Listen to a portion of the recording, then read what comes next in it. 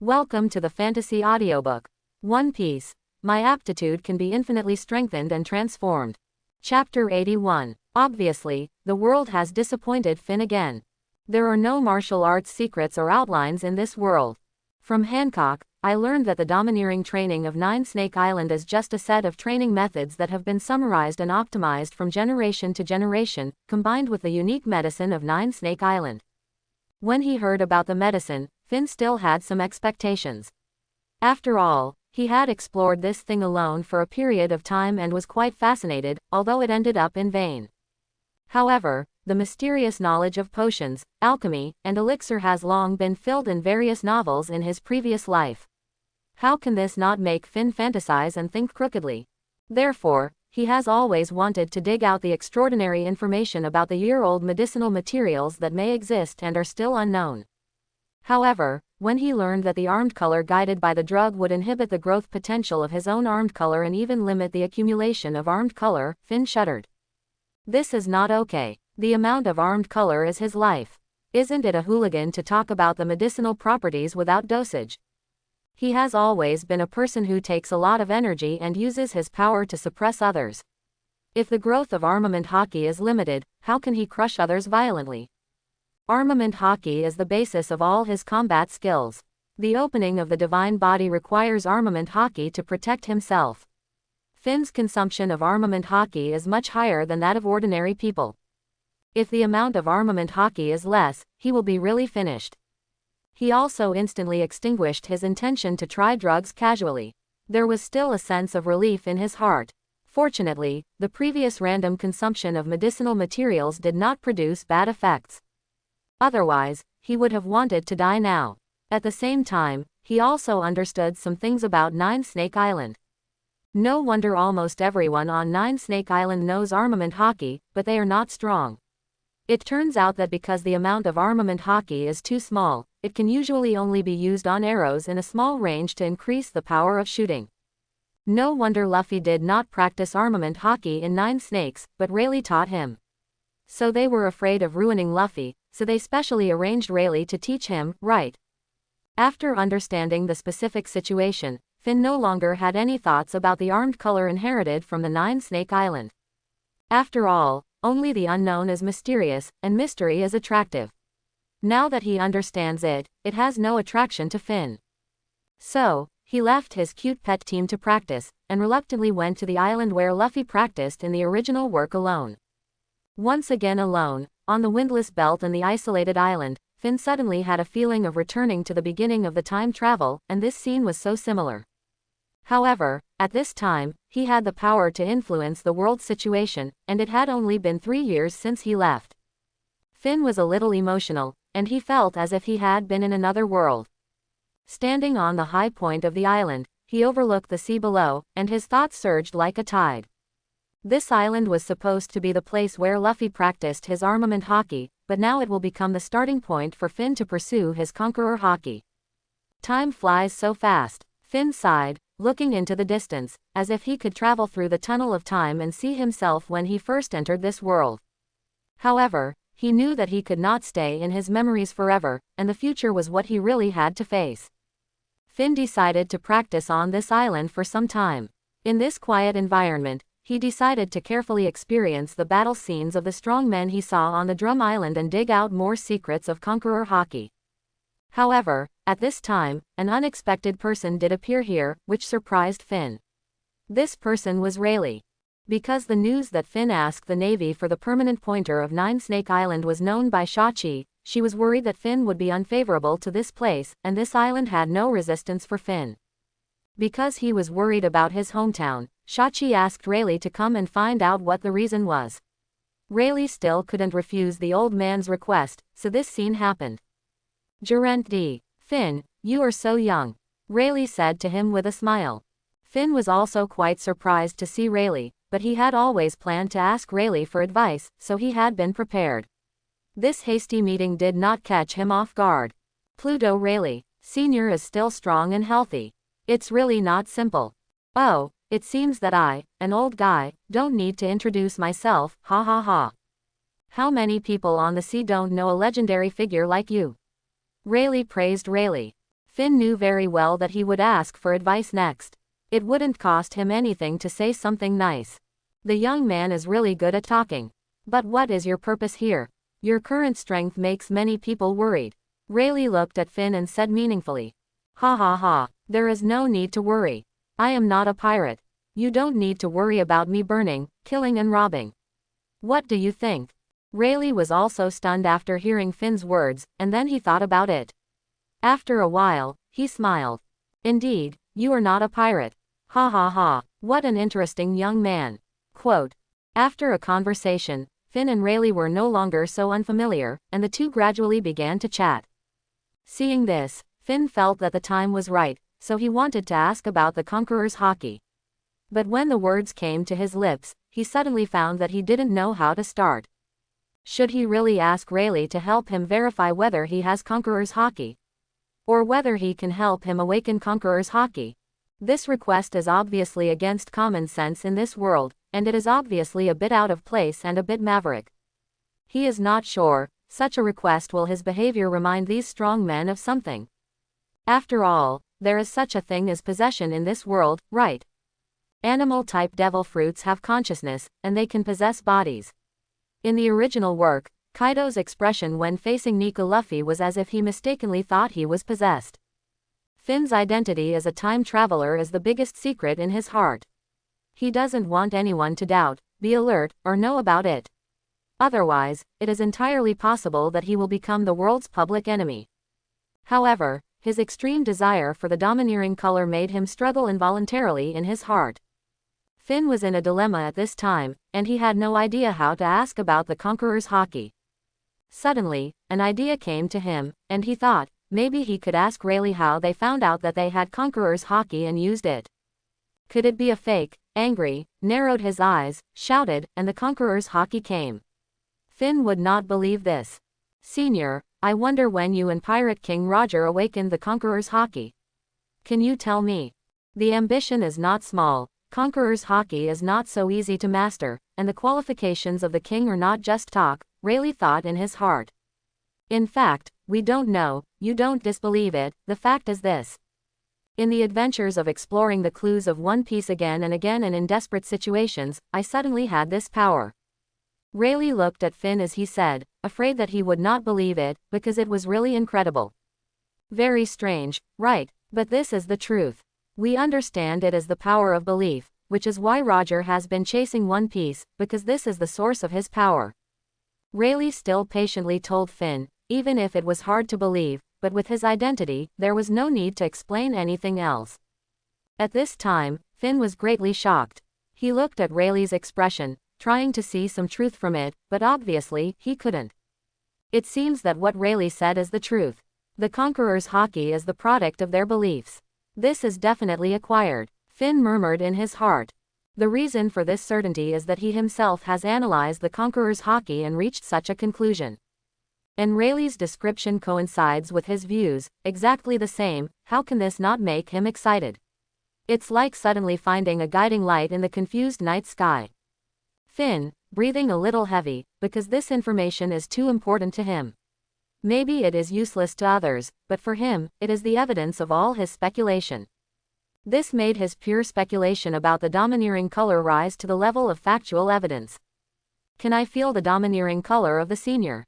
After trying to calm down his excitement, Finn asked Rayleigh. Rayleigh did not have any bad feelings towards Finn. Who doesn't like being polite to others? Besides, this is not a difficult thing, so he readily agreed to Finn's request. Suddenly, a huge pressure was transmitted from Rayleigh, and the whole island was silent in an instant. Then, the sky became gloomy, the atmosphere began to surge, and the strong airflow formed an invisible ripple, accompanied by a huge impact, and spread rapidly to the surroundings. The air became extremely heavy, as if it was shrouded by a powerful force. Whether it was a human or an animal, it would be shocked by this force and produce a strong sense of fear. Any object touched by the spreading force will be affected by this force. The ground cracked, the trees broke, and the space seemed to be crushed by an invisible force. Finn also suffered from this shock from the soul. He felt a little uncomfortable. Facing the impact at close range really opened his eyes. He finally got what he wanted and experienced the domineering color of a truly strong person. No wonder it is said that those with strong wills will involuntarily feel submissive, while those with weak wills will directly lose consciousness. It is really this soul-stirring power that is too strong. It makes the creatures instinctively surrender, give up resistance, and compromise. The strong need to fight hard, and the weak faint under self-protection. Faced with such a sense of oppression, Finn happily accepted those definitions of middle school at this time. This is the direct gaze of the king. Finn also felt the difference from Ace's domineering color. Ace's domineering color carries extreme anger. However, Rayleigh's domineering color did not have this emotion, as if it was simply embracing everything. Could it be that this is the transformation brought about by the belief of wanting to change the world? With such doubts, he gradually fell into deep contemplation. If it is really a transformation of will and belief, then how can I not have it? Isn't the transformation and transcendence of the flesh that I have been pursuing my belief? What is going on? Rayleigh also noticed Finn's abnormality at this time, and did not choose to disturb this young man, but looked forward to what kind of shock this unique young man would bring to him. Aren't goals like transcendence and immortality inferior to pursuing one piece? Finn kept asking himself and constantly examining himself. It must not be like this. It's not a problem with the goal itself, so it's my problem. Is it that the belief is not pure enough? In another self-denial and self-reflection, Finn began to further recalling the journey from his past life to this life. The great terror under life and death, the instinctive fear of life, made him think of pursuing transcendence and immortality, and the transformation of the system's qualifications made this path seem possible. But after thinking about it carefully, Finn found that this did not seem to have a direct relationship with belief, but was just a natural performance of life in the fear of life and death. This is not a belief to sacrifice life for. Finn found that he had been making choices based on reason all the way. Such a route can maximize the value of his trump card, which is correct. But he gradually lost his sharp heart. Just like the Navy's policy, it is difficult for the Navy generals to awaken the domineering color. It is not that there is a problem with the justice they uphold. It is that their hearts have never been indomitable, and there is a planned path. He even wanted to secretly accumulate the energy of transformation and then develop to the strongest. In fact, he had already gone astray, and that would only get the strength of power, not the strength of will, and not the real strength. Conqueror's Hockey is a spiritual transformation, which requires extreme belief or will to support it. Without this as a premise, the transformation of Conqueror's Hockey is like a castle in the air. Thinking of this, Finn was instantly shocked and broke out in a cold sweat. It turned out that Conqueror's Hockey is Conqueror's Hockey, and strength is strength. They are two completely different things. Even if you keep accumulating, it is impossible to awaken Conqueror's Hockey. He found that the key to the problem was that the belief was not pure enough, and there was no unstoppable momentum, so it was impossible to resonate with your own Conqueror's Hockey and form your own momentum. Now he has two growth routes to choose from: give up Conqueror's Hockey, slowly accumulate transformation energy, wait for the transformation of qualifications after a few years, and then continue to practice strength and grow overall strength. But Finn is definitely not going to choose it. After a long wait of several years without the improvement of strength, I don't know if it will cause mental discomfort and spiritual degeneration. This is unacceptable. Then you can only strengthen your belief and move forward. It seems that I was really wrong. I weighed the pros and cons too rationally and lost my enterprising spirit. No wonder I heard in my previous life that it is better to take the straight path than to seek the crooked path. Since I can't hide, I will be willful next time. Finn determined the direction of the next step in his heart. The new world, Whitebeard can occupy it, Kaido can occupy it, Big Mom can occupy it, so can I. Get ready to welcome your king. Instantly realizing himself, this time, he wants more people to serve his transformation, to achieve the ultimate transformation, and to be upright. Finn couldn't help but started laughing wildly. Ah, ha ha ha, ah, ha ha ha, ah, ha ha ha, ah, ha ha ha. Suddenly, an invisible momentum spread from Finn. At this time, Rayleigh couldn't help but sweat on his forehead. This is the domineering color. How can it be so easy to transform? Rayleigh, what do you think of Brother Finn's dream? A conspirator of the times with a bounty of 1.5 billion is really a bit curious. In the Bamboo Pole Tavern in the Sabayati archipelago, the proprietress Shachi asked Rayleigh with some curiosity. But Rayleigh did not answer immediately.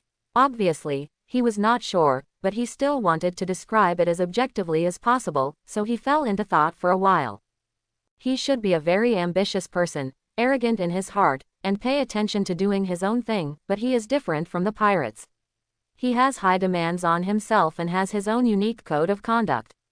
Rayleigh recalled carefully that he and Finn had been on the island for nearly half a month, and then answered seriously. During the time on the island, Rayleigh was quite impressed by Finn. Although Finn was young, he was impressed by his ambition and unconventional temperament. Although his understanding of Finn was limited, he could feel Finn's ambition. Of course, during the half-month that Finn and Rayleigh spent together on that island, Finn was mainly pestering Rayleigh, wanting to learn the fighting skills of Conqueror's Hide from him. Although Rayleigh also taught him, Finn was obviously not as good as Luffy in learning Conqueror's Hide. He spent almost half a month working day and night to truly learn the level of understanding after being hit by a few sticks. There was no way his IQ was like this, otherwise he would not have been so miserable in his previous life. Therefore, Finn has always liked to work hard instead of understanding, because he has long known how much he weighed. Finn has never been discouraged because of his poor understanding. On the contrary, every day, he tirelessly asked Rayleigh for advice, trying to understand Conqueror's Hide by working hard. Rayleigh was also a little reluctant at first. After all, they did not have a special relationship, and this matter was completely not good for him, but he could not stand Finn's nonsense. Finn is not an ordinary person now, he is a super strong man with a name. Since he has already spoken, it is obvious that he must learn this thing, so Rayleigh is in a dilemma and can only teach him. There is no other way, unless Rayleigh wants to directly make enemies with Finn. He doesn't care even if he fights, but it is obvious that Rayleigh doesn't want to offend such a strong man because of this matter, and he has a good impression of Finn. To put it another way, the King's Hide entanglement is not a unique skill, but there are fewer people who master it on the sea, not that no one has mastered it. If you don't teach it, wouldn't it be a clear unfriendly attitude? Therefore, this is not even a skill, and Rayleigh has no need to stick to it. Of course, Rayleigh mainly doesn't want to conflict with Finn because of this little thing. Finn's record really makes him a little confused, and he attaches great importance to it and is quite wary. So there is no other way, Rayleigh can only patiently teach Finn on that island the practice of King's Hide entanglement.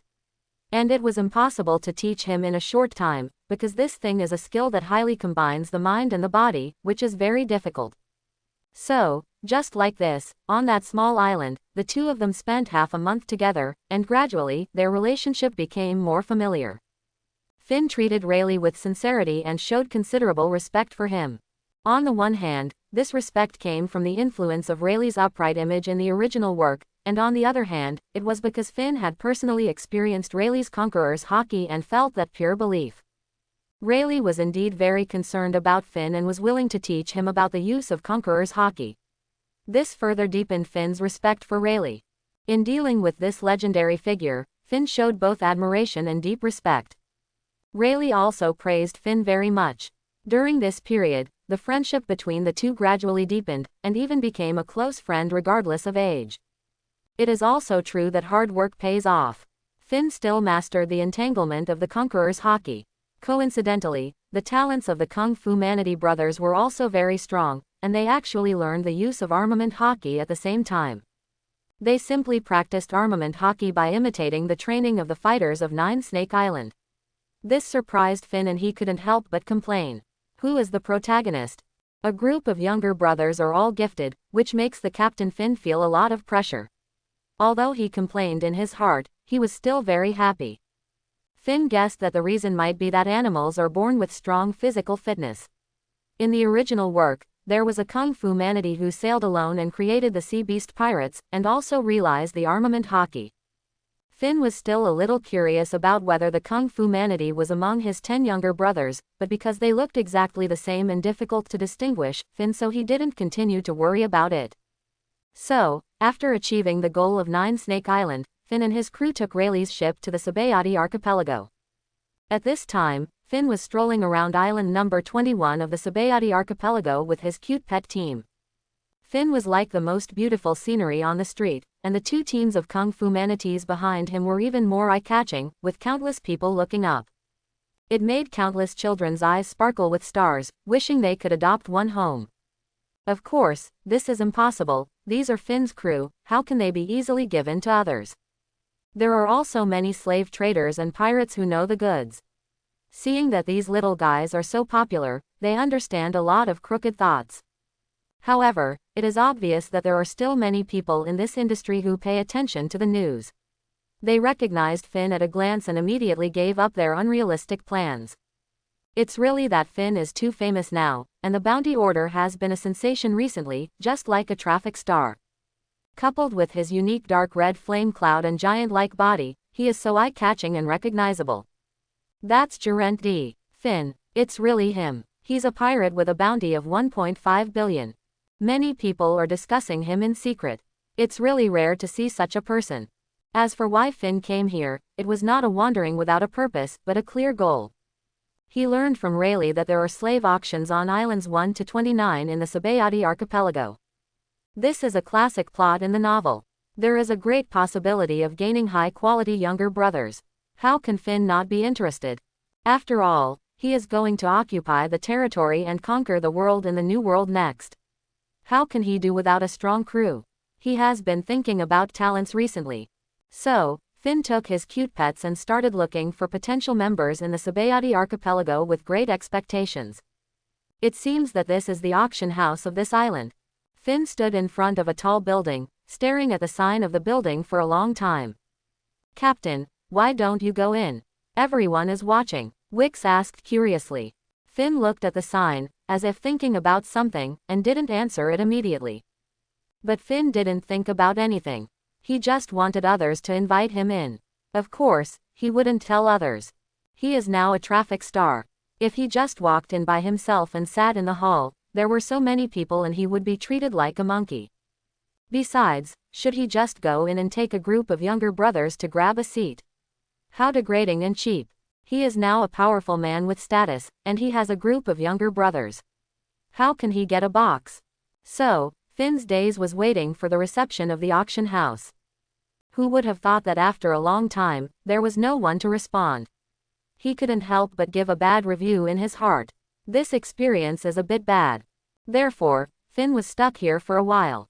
But obviously, his signboard was still quite useful.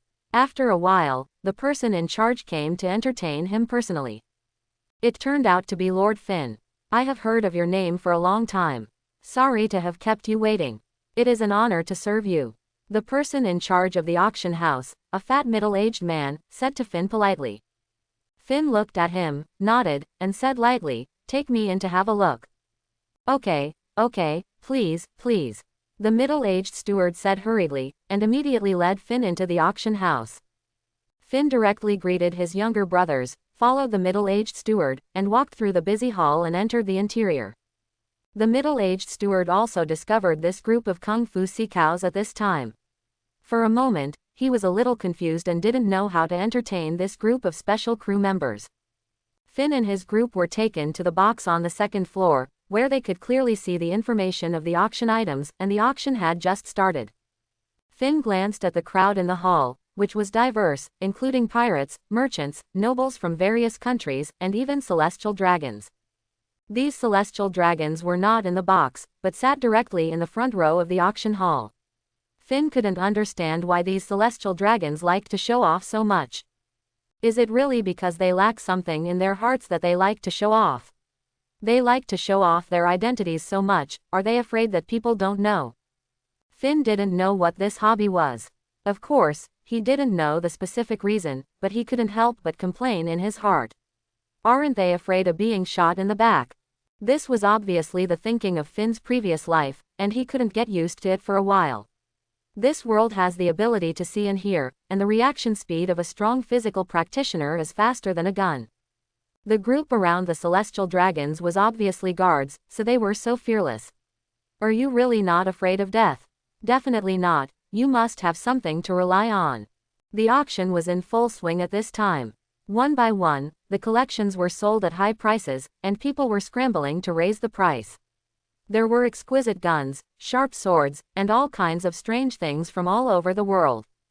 It really made Finn a little dumbfounded. After all, he had never seen such a business scene from his previous life to this life, but the current things were not enough to make him excited. Suddenly, the whole scene was once again extremely hot, and many screams filled the entire auction house. Finn was a little curious about what strange things caused such a sensation this time. "Captain, come and see, this guy looks a lot like you," Wix shouted to Finn excitedly. A group of kung fu manatees were surrounding the railings on the second floor at this time, with their heads stretched out long, watching the situation in the field. The slaves being auctioned on the field were indeed somewhat similar to Finn's figure, but of course their strength was far inferior. However, Finn's strength was deeply rooted in the hearts of these cute pets. Seeing a body shape similar to that of their captain, they thought he was also a strong man, so they shouted curiously, wanting Finn to see it. Finn also saw that the one being auctioned was the leader of a pirate group. He was indeed very strong, with golden hair, and relatively young and handsome. Finn also knew why it was so popular at this time. It turned out to be the excitement of hormones. No wonder the people who shouted for auction were all ladies. Finn looked at this guy and was indeed a little sad. It seemed that he was tortured. But this guy's strength did not meet Finn's requirements, so he had no other ideas. Finn knew that there were some things he could not control. He was not so strong that he could control the world's affairs, so he would not be annoyed if he did not see it, and he did not look at it anymore. Especially now the field is full of noble ladies fighting for it. Who knows if this guy will be the winner in life in the end? It's too early to say anything now. By then, that guy will be living a life of debauchery and sentimentality. Isn't he a clown? Obviously, this guy doesn't look like he comes from a poor family. Who knows if there will be family negotiations in the future?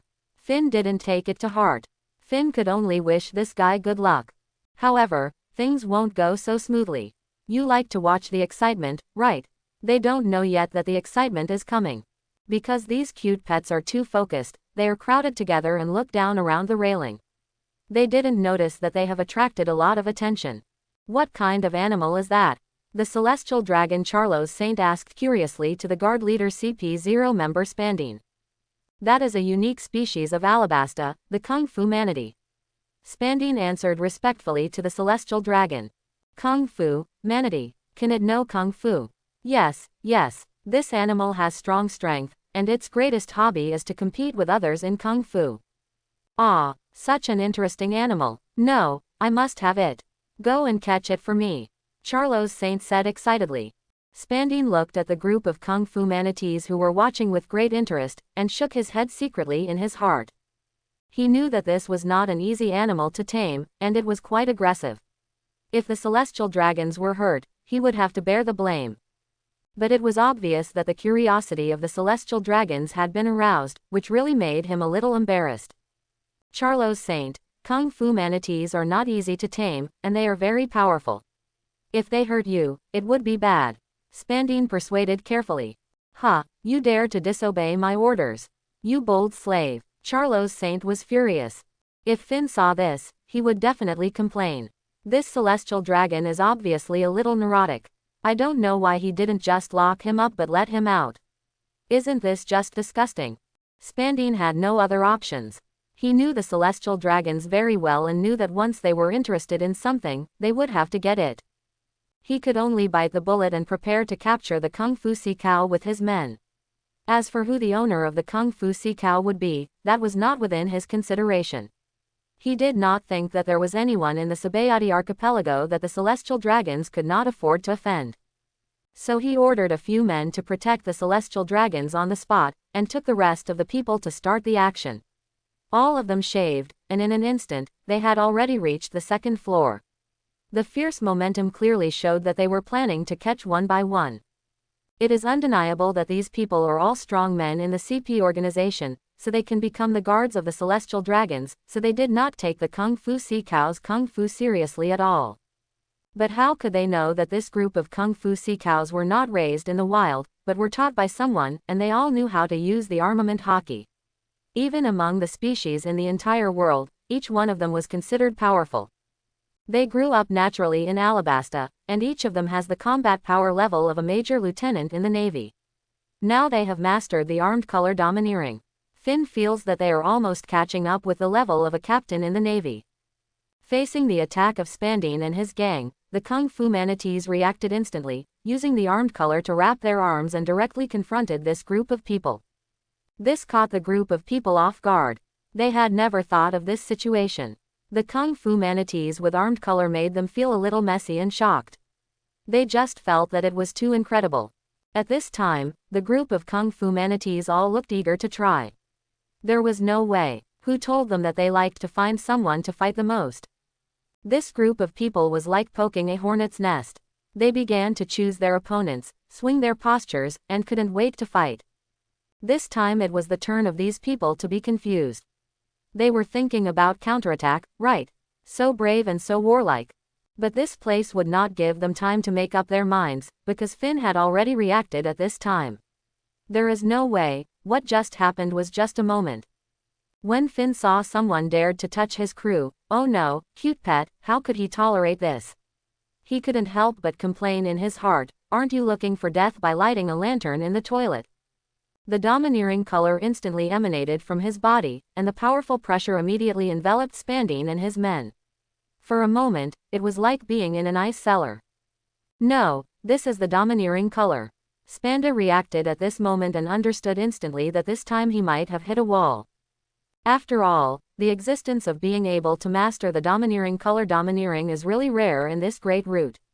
There are more than 10 billion people in the world, and there are less than 20 people with the domineering color. In such a large naval camp, only Zhongguo has the domineering color on the surface. This rarity is simply a rare treasure. No wonder the world calls it the qualification of the king. So how could this not shock Spandine? But things won't end so easily. Finn's domineering color is still sweeping across. Spandine and his men are staring at him like huge beasts, with fear coming from the bottom of their hearts. Everyone stayed where they were, fighting against this pressure with all their strength, sweating profusely, and their legs began to tremble. Only Spandine was a little calmer because of his strong strength, but he was far from being unaffected. This is the real fear from the soul, which is physically impossible to resist. Urent D. Finn. Spandine obviously recognized the visitor and shouted in fear. His shouting also attracted the attention of his men. They had heard of this name one by one, and their hearts sank to the bottom of the valley in an instant. With the appearance of Finn, the situation in the auction house began to gradually become chaotic. That's Geraint D. Finn, the pirate with a bounty of 1.5 billion, it turns out to be him. For a while, people were talking about it, and many people began to leave directly, realizing that there might be a fight here, and they didn't want to be affected and suffer this unexpected disaster. And Finn just stood there, his eyes coldly scanning the surroundings. Captain, these people want to attack us, what do you think we should do? Should we teach them a lesson? Wix asked in a low voice, and the powerful pressure emanating from Finn made it full of confidence. Finn glanced at Spandine and his men, and a sneer appeared at the corner of his mouth. Since they attacked my cute pet, don't blame me for being rude.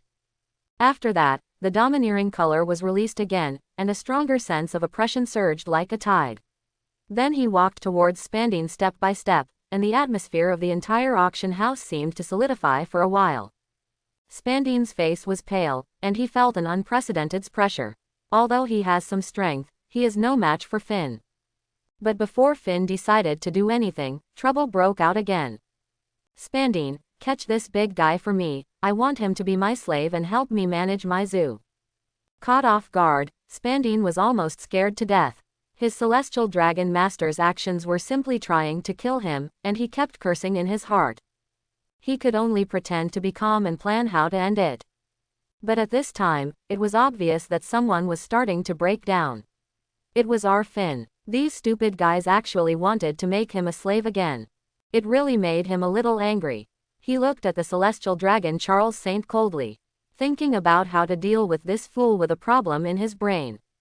Although this fool has a problem in his brain, things are not so simple. The insults he suffered will not be written off just because he is a fool. You idiot, lie down.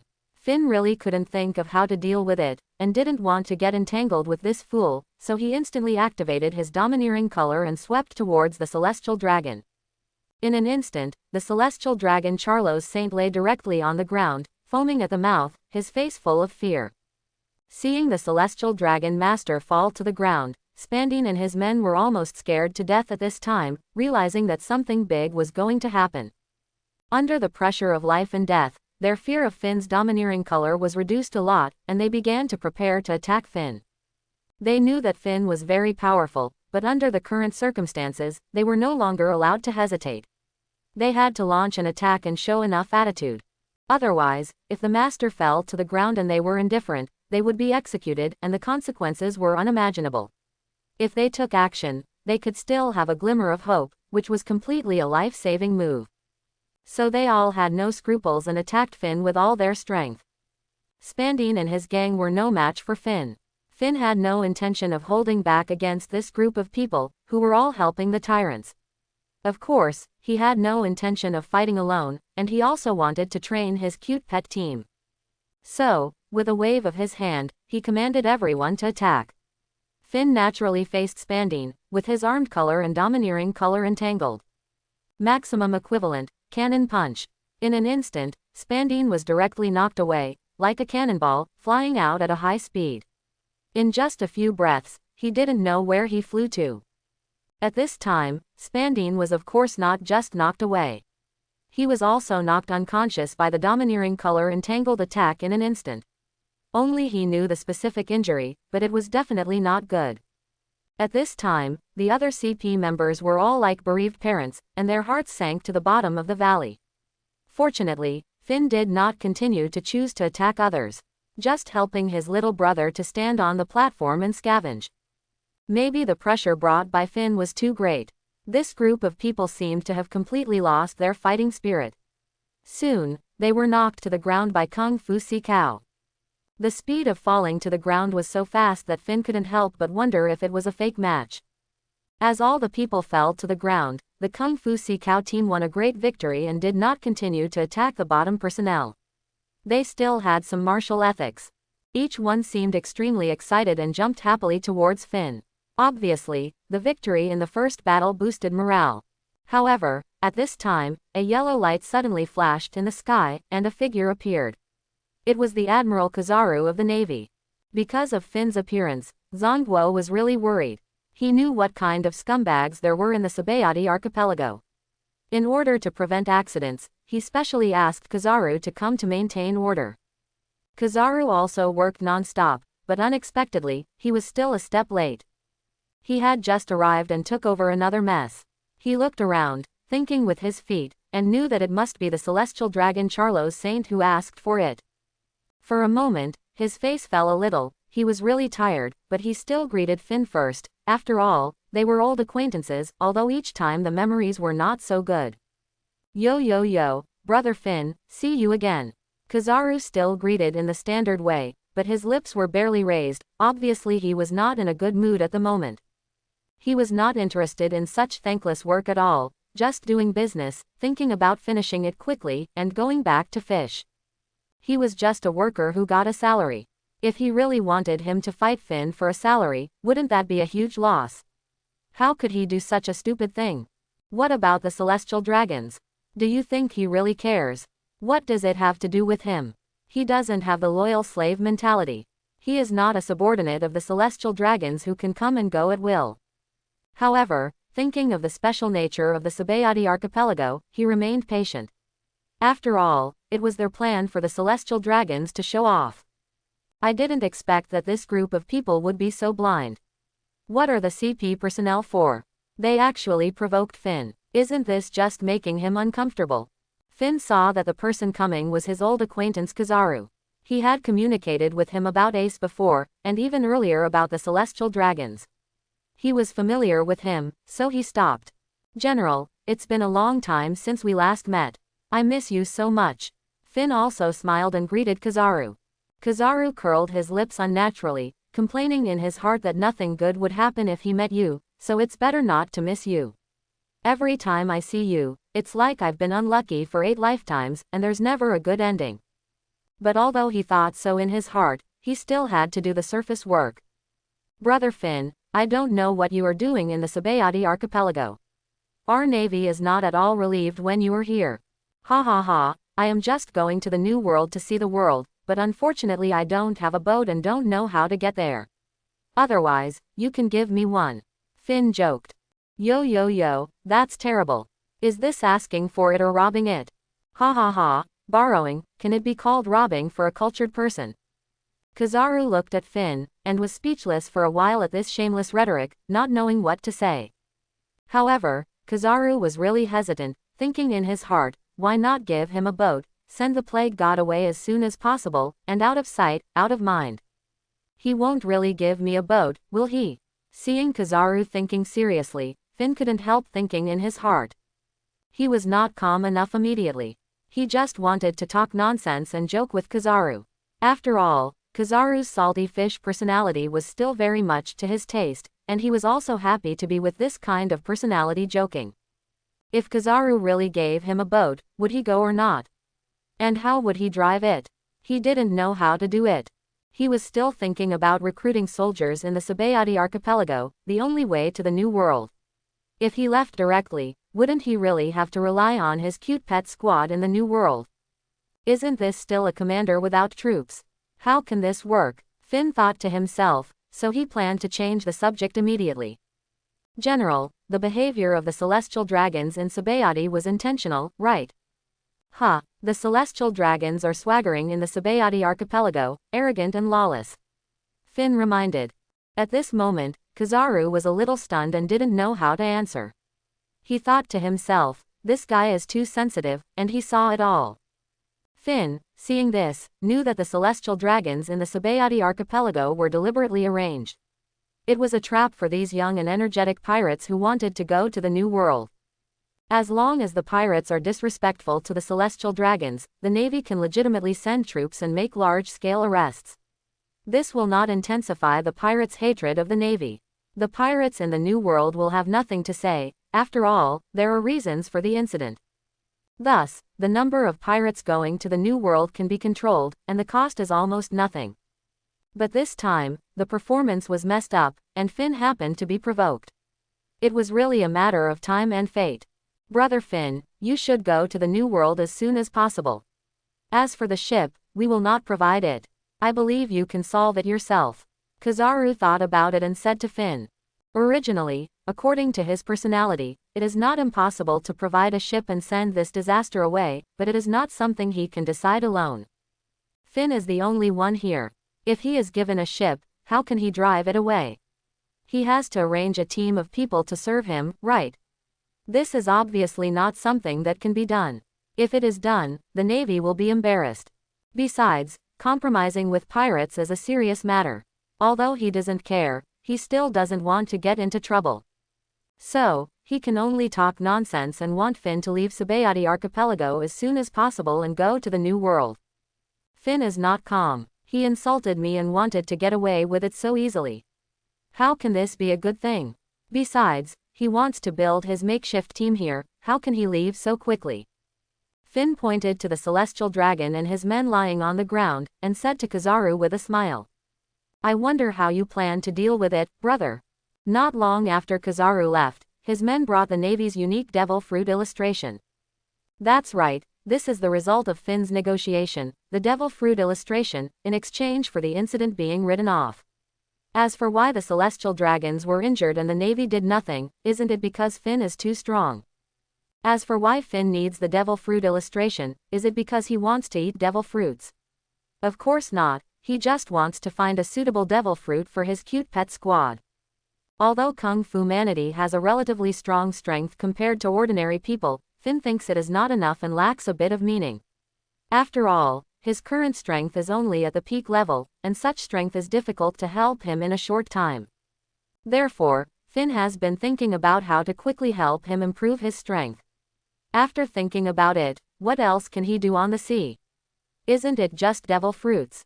But Finn doesn't know much about devil fruits. What varieties are there and what are their abilities? Can he rely on the vague and half-understood memory in his mind? Devil fruit is a double-edged sword. It has flaws, especially when eaten by kung fu manatees. What if they become disabled? After all, kung fu manatees are not human beings, so how can they have such high intelligence? Isn't it a foolish dream to expect them to develop some strange abilities? Therefore, eating fruits must be carefully considered, and the fruit illustrations collected by the Navy are definitely complete, and it is most appropriate to use them as a reference. Finn also believes that kung fu manatees are indeed more suitable for eating devil fruits. They are amphibious and have no risk of falling into the water and dying. In Alabasta, they live in the desert, so it doesn't matter if they don't rely on their ability in the water and can't swim. They have more advantages than humans when eating devil fruits. Even if they fall into the sea, they can't use their strength. They can breathe in the water and there is no danger to their lives. It simply reduces the weaknesses of devil fruits to the minimum. Anyway, he himself would not eat the devil fruit, so even if he fell into the sea, he could just wait for him to rescue him. As long as he didn't drown, it would not be a problem at all. Where else could it be so easy to fall into the sea? There are so many devil fruit users on the sea. If it was so easy to fall into the sea, who would eat this thing? The pirate ship is very large, and it is far from easy for people to fall into the water. So Finn planned to study the devil fruit to see what kind of devil fruit is suitable for this group of kung fu manatees. But at this time, someone called him. It was the young man who was discussed by Finn and his group. He was a little similar to Finn. He was almost 4 meters tall and looked quite strong. Because of the conflict between Finn and the celestial dragons, many people left the scene early to avoid being affected, and did not have time to take away the auction items. Of course, they certainly did not pay. So now the ownership still belongs to the auction house. After that, Finn and his group fought with Spandine's group, and the crowd began to run away in panic, and the scene was also in chaos. These slaves were naturally unattended, which also gave them an opportunity. The young man was a little bolder and knew that the person in front of him was his only chance. "Master Finn, please wait a moment," the young man hurriedly shouted. Finn was also a little curious. Why did this man stop him? Did he want him to save him? They didn't know each other. How could he have such an idea? Did he think he was a saint? Finn's steps still stopped. He thought a little crookedly in his heart, this person wouldn't want to follow him. "Master Finn, I don't know if you still accept people here. You are my idol, I want to follow you." The young man seemed to have grabbed a life-saving straw and directly explained his intention. Finn was a little interested at this time. I remember that this person was still the captain of a pirate group. He was able to travel the Grand Line and come to the Sabayati archipelago. I think he must have some strength. This was the first time that a strong man took the initiative to become his younger brother and admired him. He suddenly felt secretly happy and his mood was high. This is the treatment that only a protagonist can get. The classic plot of auction house, slaves, life-saving, rebirth, and then sacrificing one's life to repay the favor. At this moment, he seemed to be in a YY novel scene. In his mind, there even emerged a spectacular scene of many brothers fighting for him in the new world. It's so cool, so imaginative. Finn couldn't help but shout in his heart. But Finn would not accept people casually. Doesn't this make him look hungry and indiscriminate? It's totally unworthy of his status. "Oh, what are your strengths?" Finn glanced at him and asked lightly. "Lord Finn, I am Gree from the North Sea. I have been raised by my family since I was a child. Train him as the strongest warrior." Quote. Gree said as he looked at Finn, seeing that Finn was listening carefully. He continued. Finn was not listening carefully at all. He was complaining, "They are all second-generation pirates playing house, right? Lord Finn, I formed my own pirate group before, and broke all the way here from the North Sea, but was defeated by the Celestial Dragon's slave recovering team, and I was also captured." Quote. After hearing this, Finn looked at Gree with a little bit of praise, thinking that he still had something, and had almost made it through the Grand Line, so he should have some strength, which was not bad. However, he would not recruit people so casually. Strength needs to be assessed, and if it is too weak, he will definitely not want it. "Gree, you fight it," Finn said to Gree. Then he gestured to Wix and pointed at Gree. Wix understood what Finn meant instantly. As expected of the smartest one, Finn even doubted whether this was the one that had formed a group in the original book. Gree did not feel insulted. After all, he had seen the strength of the Kung Fu humanity. The people of the world government lying on the ground before were the masterpieces of these cute pets. He knew that this competition was extremely important to him and could change his fate, so he did not dare to be careless at all. In an instant, Gree and Wix collided with each other. Neither of them was a devil fruit ability user. Both of them were in the style of physical training and fist confrontation. Both of them had the ability of armed color domineering. Therefore, for a while, they were evenly matched. Because the Kung Fu humanity was relatively small and flexible, it could move among the vines. It was vivid and lifelike. It really looked like Kung Fu. As for Gree, he was a bigger guy and his style was similar to Finn, that is, he used force to suppress others. So he simply faced the attack of Kung Fu humanity head-on. After several rounds of fighting, Wix knew that the big guy on the other side was indeed very powerful. So he could only dodge flexibly and attack from time to time. Just like that, after fighting for a few minutes, Finn really couldn't stand it anymore. It was really not very entertaining. Gree only needed to stand there and respond normally. From this, Finn knew that Gree's real strength was indeed stronger than his Kung Fu humanity. It seemed that he had shown mercy in the fight just now. His EQ was not low. He couldn't help but look at him with a higher opinion. As for how strong Gree was, Finn still had to test it himself, otherwise he would have no idea. Okay, stop. Just punch me with all your strength. Quote. After hearing this, Gree took a deep breath, and without further delay, he threw a punch that collided with Finn's fist. But it was obvious that he could not shake Finn. This punch was just like an itch, and Finn did not feel anything at all. After one punch, Finn already knew Gree's strength, which should be about the same level as a rear admiral. For Finn, it was really useless. But Finn still planned to accept him. After all, this was a milestone event and a classic plot. In this case, Finn did not believe that he was an undercover agent of another force, or someone with ill intentions. If this was really a conspiracy, then he would admit it. There were really too many routines and he could not play it. Well, follow me, let's go. Finn greeted Kung Fu humanity and Gree. Yes, Lord Finn. At this time, Gree was obviously too excited. It was really a step to heaven and a step to hell. Call the captain. Yes, captain. Quote, who is your boss? I want to meet him. Finn, with his men, found the manager of the auction house and said directly. In fact, he wanted to confirm whether this was the property of Doflamingo. After all, in the original book, that guy was very talented, with businesses all over the world. He was the famous king of the underground world, Joker. He envied such a big business and was very rich.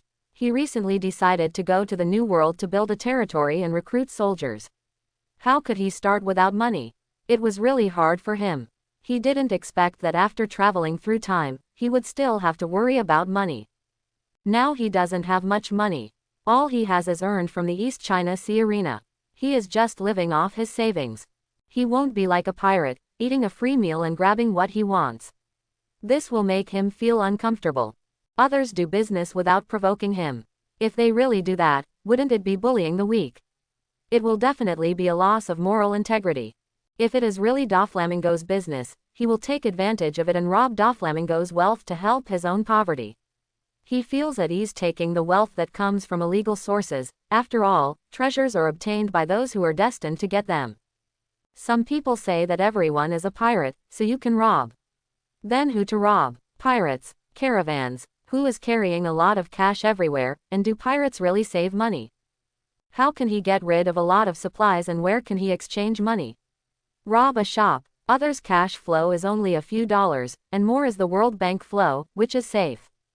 You don't really think that people in this world are stupid. This is a world of high martial arts with a high degree of martial arts, and the difference in martial arts values is huge. If you put a lot of money at home, who doesn't worry about someone stronger than themselves coming to rob it?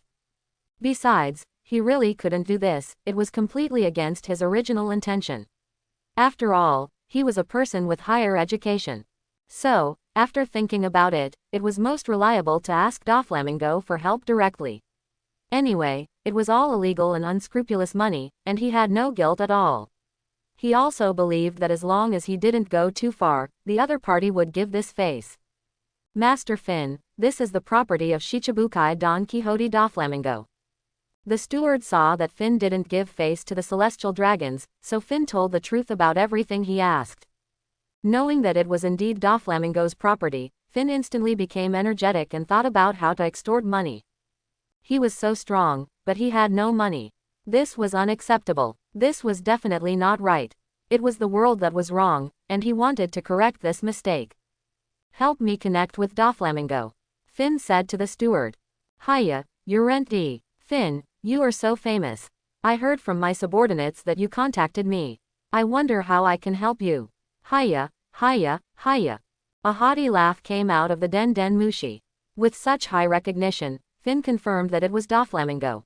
Only that guy could have such a laugh that deserved a beating. Doflamingo, I heard that you have a lot of power in the underground world, and your business is all over the world.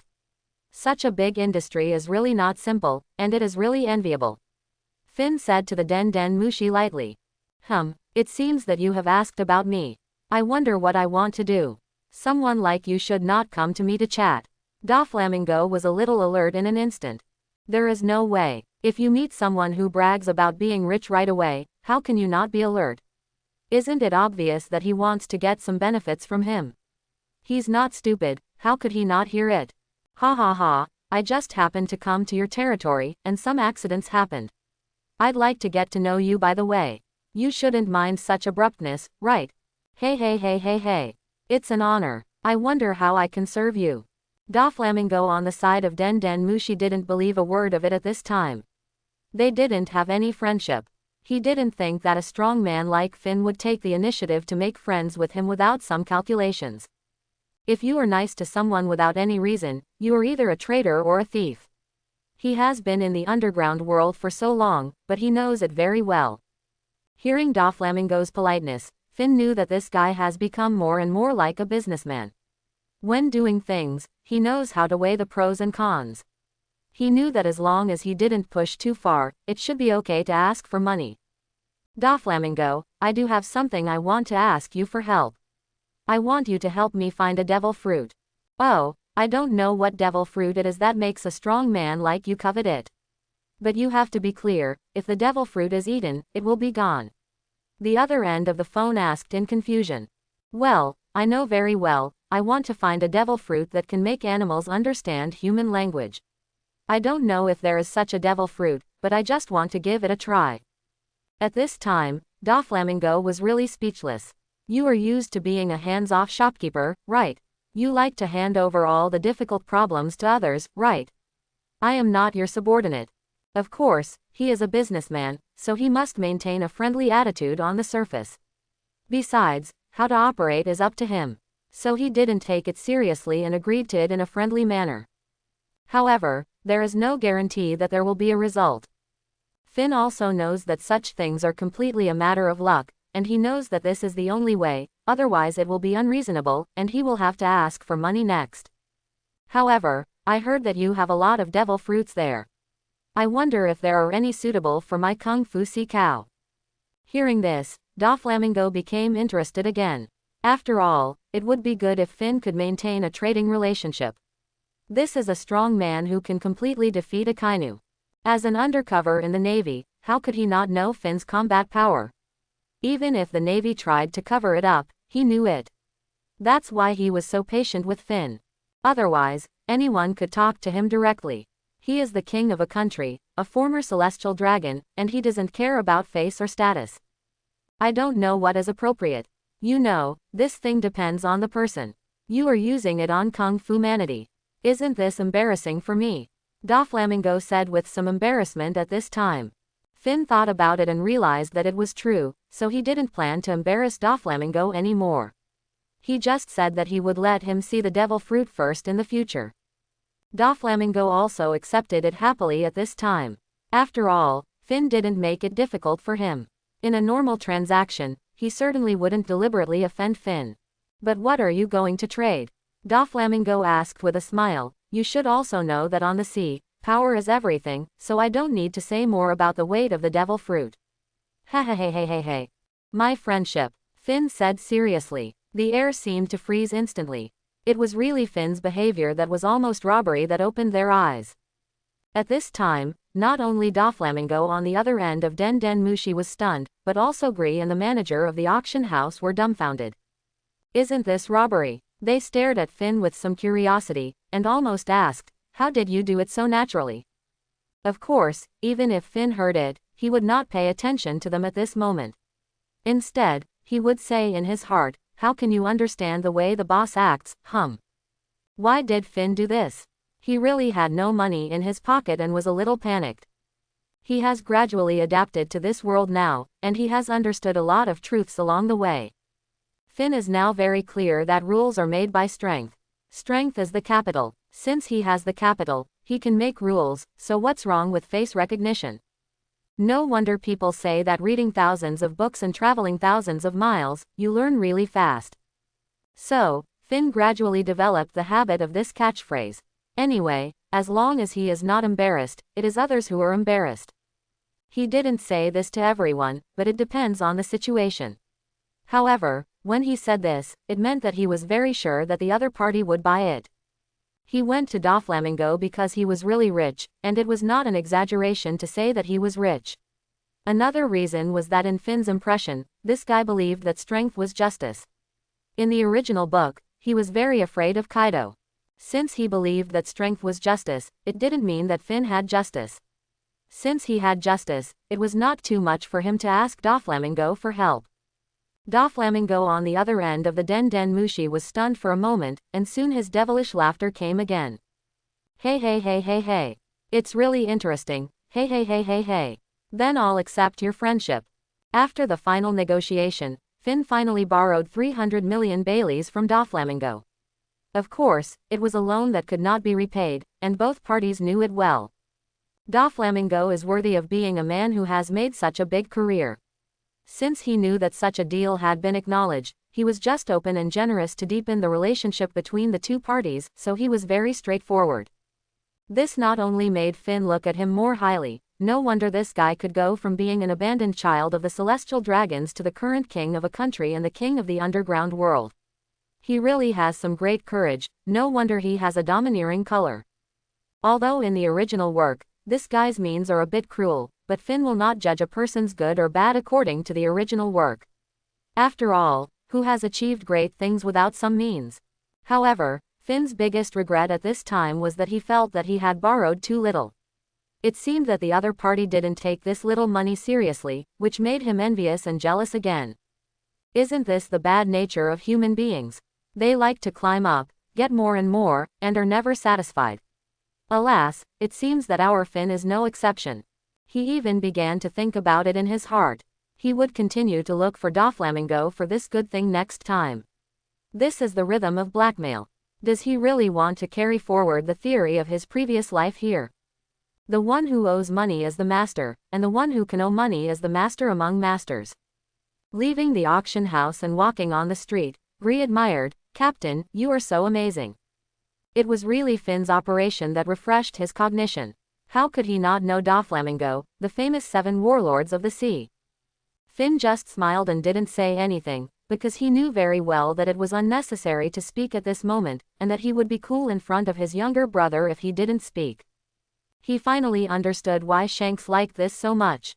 It was really invisible pretense, the most deadly, and too addictive. It can only be said that Finn still has some talent. The world of big men, empty promises and pie in the sky, has really made him understand it now.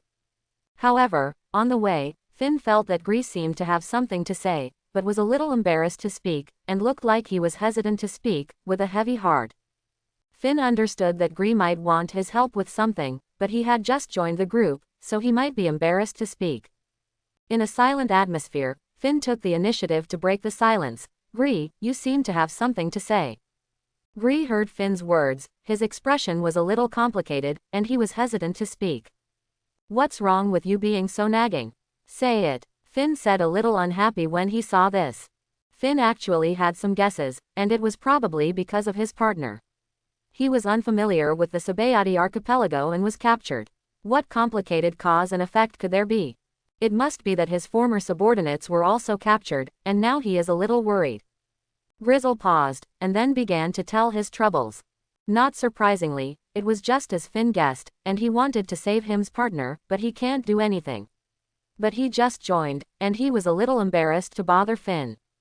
After all, he still has emotional intelligence, and he knows that the big brother doesn't want a troubled brother, but a brother who can help him solve the trouble. If you join someone else's team, the first thing you do is to ask others to help you. This is totally unreasonable. It is easy for people to misunderstand that the purpose of joining is impure, or that you are taking advantage of others. But at this time, he really can't let go of his partner. After all, he has come all the way from the North Sea to here. After 2 years of getting along, they have a deep friendship. Finn couldn't help but look at this with a higher eye. Who doesn't like such a loyal subordinate? Lead the way. Finn looked at Gree and said. This is an opportunity to regain his heart. Gree is obviously a person who values friendship. He is also his subordinate. There is no reason not to help. If he doesn't help, it will definitely leave a grudge in Gree's heart. Isn't this just making an enemy? How could Finn do such a thing? He also had some small thoughts of his own. After all, the partners recognized by Gree must have some skills. They should have professional personnel configuration to be able to travel from the North Sea to the Sabayati archipelago. Finn was thinking about whether he could recruit a few more people.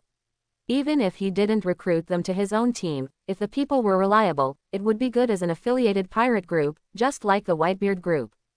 At that time, let Gree manage his original team directly. This would reduce a lot of things. Besides, he was going to the New World to occupy the territory, and now he was in urgent need of talents. In fact, the reason for being so straightforward was that he didn't think there was anything he couldn't handle in the Sabayati archipelago, as long as it wasn't an attack on the naval base. After all, it was Kizaru who was stationed in the Sabayati archipelago at this time, not Akainu. He was very strict. Kizaru was still very good at paddling, and he thought he would give him face. So, the two of them led a team of kung fu manatees and set off towards the place where Gree's companions were imprisoned. Oh no, boss, someone broke in. The garrison of the Tianlong slave hunting group was in chaos, with many people lying on the ground and wailing one after another. At this time, Gree, Finn and a group of kung fu sea cows walked into the garrison leisurely as if they were strolling in the street. Of course, Finn did not take action. A group of minions, why did he need to take action, who was worthy of him? Gree killed them all by himself. It was obvious that the enemies were particularly jealous when they met, and they all beat them to death. His strength could easily crush some minions. The kung fu sea cows also had the will to fight and were eager to try. Finn also saw it in his eyes. They were definitely a group of warmongers. But Finn did not let them act. Because Finn did not know what kind of strong man he would face next, for the sake of safety, it was safer to stay by his side. After all, this was the territory of the Tianlong people, and their behavior was a slap in the face of the Tianlong people. Finn couldn't guarantee that the Tianlong people would give him this face and not pursue the matter. However, because of his support, Gree became bolder and fought without scruples, crippling people with every move, which made Finn stunned. This new brother was really fierce, but he didn't say anything. From his point of view, he must protect his own people.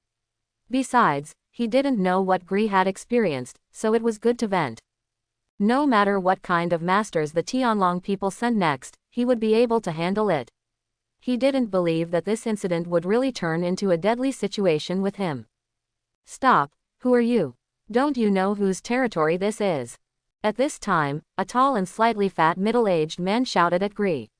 It was obviously the so-called boss of this group of people. Seeing the brothers who were killed and injured, he was obviously angry. However, when his eyes looked at Finn, he was a little stunned. Why does this person look so familiar? Obviously, he had seen Finn's photo, but he didn't recognize him at first. However, seeing Finn's size and the sense of oppression, he was unsure for a moment. Then he thought that there was a celestial dragon behind him, and he suddenly became bolder. However, Gree was eager to save people, so he didn't have time to nag him, and he just shouted. You fool, do you still know me? Where did you lock my partner? You are the captain of that pirate group. Aren't you being auctioned? It seems that you have been rescued. The fat middle-aged man also remembered Gree at this time, and looked at Finn again, and understood. It seems that you are lucky, but you are not smart. You are free, but you still want to jump into the fire. He didn't take Gree seriously at all. He was the one who defeated Gree and captured him, but Finn was here, which made him a little afraid. Finn did not move, but just watched quietly. He wanted to see the determination of his subordinate. He couldn't just look for him when he encountered problems. Wouldn't he be annoyed to death? Helping his younger brother clean up his mess every day. Is this what a big brother should do? Is such a younger brother worthy of him? Looking for a younger brother is to help him solve the problem, not to cause trouble for himself. He knows very well that if things go the other way, it will not be right. Fortunately, Gree did not disappoint Finn at this time and chose to attack the middle-aged man directly. Even if he knew the strength of the man in front of him, he did not choose to let Finn help him. Because he knew very well that he had caused trouble for Finn, he could not be unaware of the weight of the 3 words, Tianlongren, so he needed to show his determination. His partner was still waiting for his rescue, and he needed to rescue him himself, but Finn had no obligation to do so. So he rushed up without hesitation. Gree was like an angry beast. Every move and every style condensed strong anger and determination. His punches and kicks were sharp and powerful, and he vowed to defeat the man in front of him. But the middle-aged man was obviously not a good person. He dared to do such a business of arresting pirates on the sea. He needed strong strength to support him. Otherwise, wouldn't he be in vain? He cleverly dodged Gree's attack, and then punched him hard, heading straight for Gree's chest. However, Gree was never simple. How could he be hit so easily? He jumped up and cleverly avoided the middle-aged man's heavy punch. Then he quickly fought back, and a sharp kick went straight to the middle-aged man's waist. The middle-aged man's body was also flexible. He quickly dodged the kick and then punched Gree in the face. Gree did not choose to dodge this time, but directly chose to fight with him. The collision was like thunder and made people feel that the air was shaking. Then there was a series of consecutive moves, including the Gree boxing move. Like a violent storm, every punch was a full-force squeeze and a full-force explosion. The middle-aged man was not panicked, and responded in an orderly manner. His strength was extraordinary. The punches collided, making a series of dull collision sounds. The Kung Fu manatees were stunned, and only then did they realize that this newcomer had been very cautious before. Finn also saw it, and was very sure that it seemed that determination and anger could really transform people on the battlefield.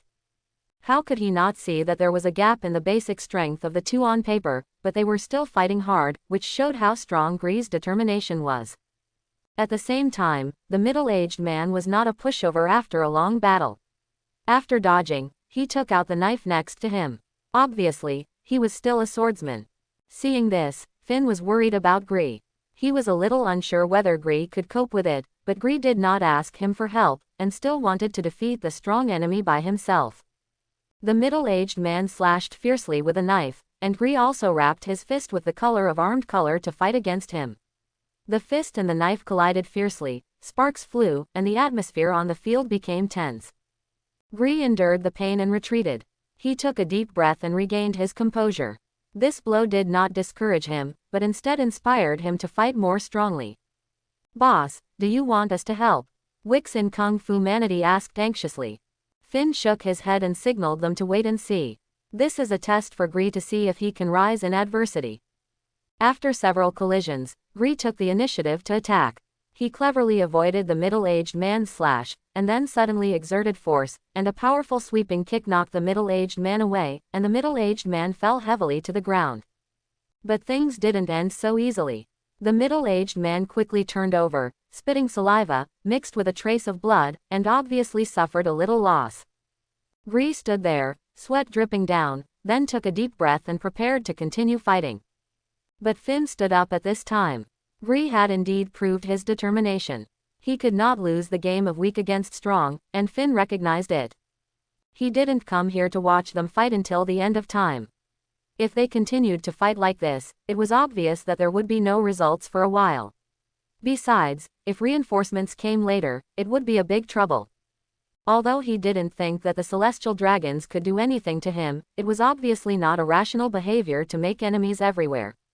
Especially now, all he needed to do was to rescue people. So, he stopped Gree and signaled him to stop. Then, the domineering color was accurately released, and a terrifying pressure accompanied by fear instantly appeared in the heart of the middle-aged fat man. Chapter 91. This is domineering hockey. You're rent D. Finn. Suddenly, the memory deep in the middle-aged fat man's brain was awakened. He recognized who the visitor was and shouted in horror. At this time, the middle-aged fat man even felt a little unreal. This was too unlucky. He could meet such a strong man at home. He broke out in a cold sweat instantly. After serving the celestial dragons, this guy had long been accustomed to luxury and enjoyment. His will sank into gentleness, and he immediately broke down in the face of the pressure of domineering hockey. And he also knew who Finn was. He was a super strong man who had recently become famous and could rival the admirals of the Navy. He knew that this was already an existence that he could not defeat. "You fool, where did you lock up my partner?" Gree asked angrily, obviously very worried about his partner's safety. The middle-aged fat man glanced at Finn, and seeing that he had no expression on his face and had no intention of taking action, he knew that he was completely ignored, but he did not dare to show any emotion. "Brother, your companions are all inside, don't worry, they are all fine." The middle-aged fat man acted apologetically and said in a flattering manner. For many years, he worked as a subordinate for the Tianlong people and handled some shameful and dirty things for them. He had long lost his blood in his heart and was used to begging for mercy and flattering the strong, so he just admitted his weakness. "Lead the way." Finn glanced at him and said directly. Soon, a group of people came to a huge factory building, one of which held 5 young people, who were obviously tortured and covered with scars. "Captain Gree." One of them immediately became excited and shouted loudly after seeing Finn and his group. "Rose, Nick, Theodore, Henry, Harrigan, are you all okay?" Gree asked excitedly. "These 5 people are all his companions. They came to the Sabayati archipelago from the North Sea and experienced hardships along the way. They dreamed of going to sea. Although the team was small, they still persisted all the way. Now, in a desperate situation, they didn't expect to meet Finn. The plot reversal was like going from hell to heaven in an instant. How could they not be excited? But at this time, Finn's mood suddenly became heavy, because he saw an unbelievable scene. In the cell in the distance, a heartbreaking picture appeared in front of him. Women and children huddled in the corner, their eyes were empty and desperate, and they had obviously suffered unspeakable violations and torture. Some people were already ashen, as if they had lost their vitality, and some were crying softly. The mottled bloodstains and scattered broken limbs on the wall were unbearable to look at. Some people died in a horrible way, with twisted bodies and hideous faces, as if they had experienced extreme pain before death. Such a situation reveals the cruelty and atrocities here, which makes people feel heartbroken. Innocent people, their lives were ruthlessly trampled, their dignity was completely destroyed. The whole cell was filled with the breath of death and despair, which made Finn feel a chill, as if he was in hell. He took a deep breath and tried to calm his inner excitement, but this tragic scene was really unbearable. At this moment, Finn's heart was left with endless sorrow and anger towards this world, and he decided to do something. The middle-aged fat man also noticed Finn's emotional changes and wanted to say something, but Finn was no longer in the mood to listen to him. Empty thorn. Finn was furious and launched an attack instantly. The empty thorn wrapped with the domineering color turned into a huge slash, attacking the middle-aged fat man directly. The fat man realized that the situation was not good, and also aroused the ferocity in his heart, and he was going to resist with all his strength, but the gap between his strength and Finn was huge. How could he resist this angry blow? The slash broke through the air, with amazing speed, and hit the target instantly. It cut into the middle-aged fat man's chest, like a blade cutting tofu, and cut him in half in an instant. However, the power of the slash did not dissipate. It continued to fly through the air and instantly split the entire prison in 2. The sun outside suddenly fell, but Finn could not feel a trace of warmth. At this moment, the coldness in his heart surpassed everything. "Execute them all, leave no one alive," Finn said coldly to Gree. Gree also knew that Finn was very unhappy at this time, so he worked extra hard and started to act quickly. Soon, all the accomplices were killed by him. Then, Finn ordered Gree to open all the cells and release the prisoners. After they were grateful, Finn asked them to leave. At this time, Finn was no longer in the mood to recruit people. What he saw and heard today completely refreshed his understanding of evil. It turns out that hell is hidden under the shadow of power. The powerful can trample on the dignity of human nature so wantonly. A strong anger surged in Finn's heart, and at this moment, he was more determined to occupy his own territory. Because such a world government is no longer worthy of his kindness. An anxious sound of footsteps came from outside. It was the Celestial Dragons and their CP0 members who came to support.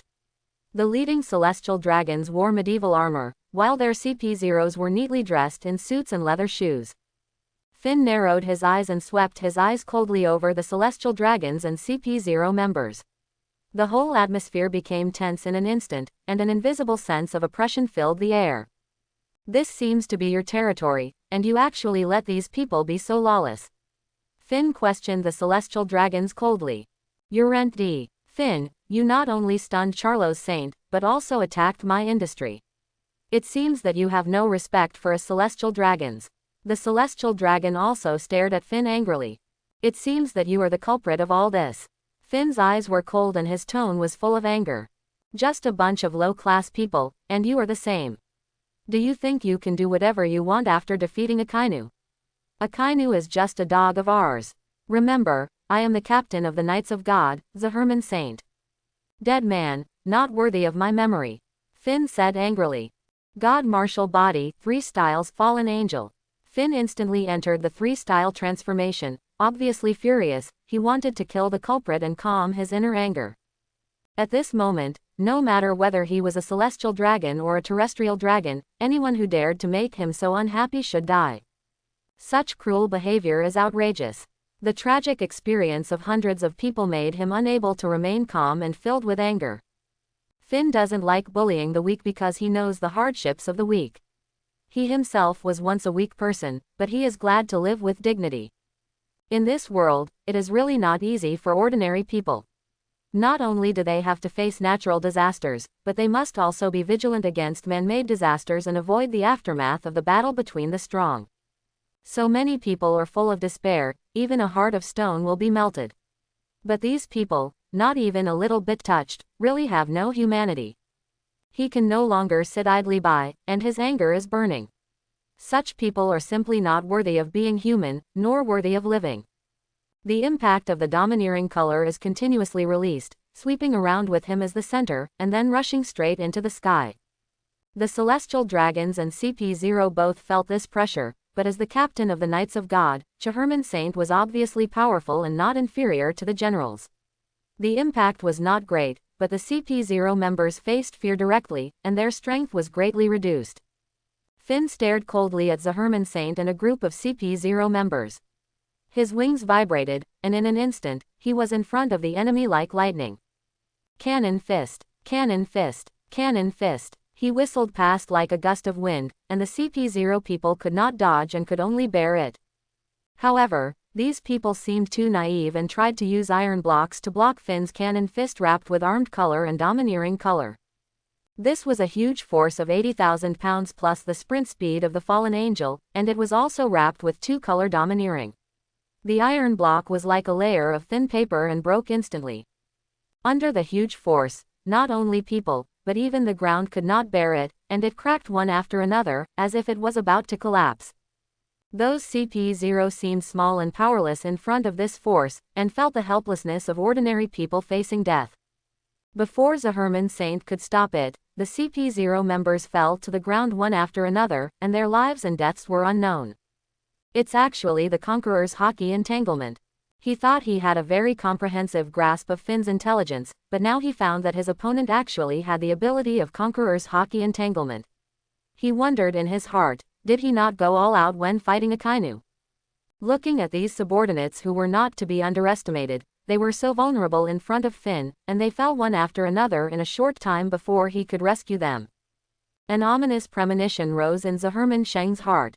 He realized that Finn's strength might be far beyond his imagination and completely exceeded his expectations.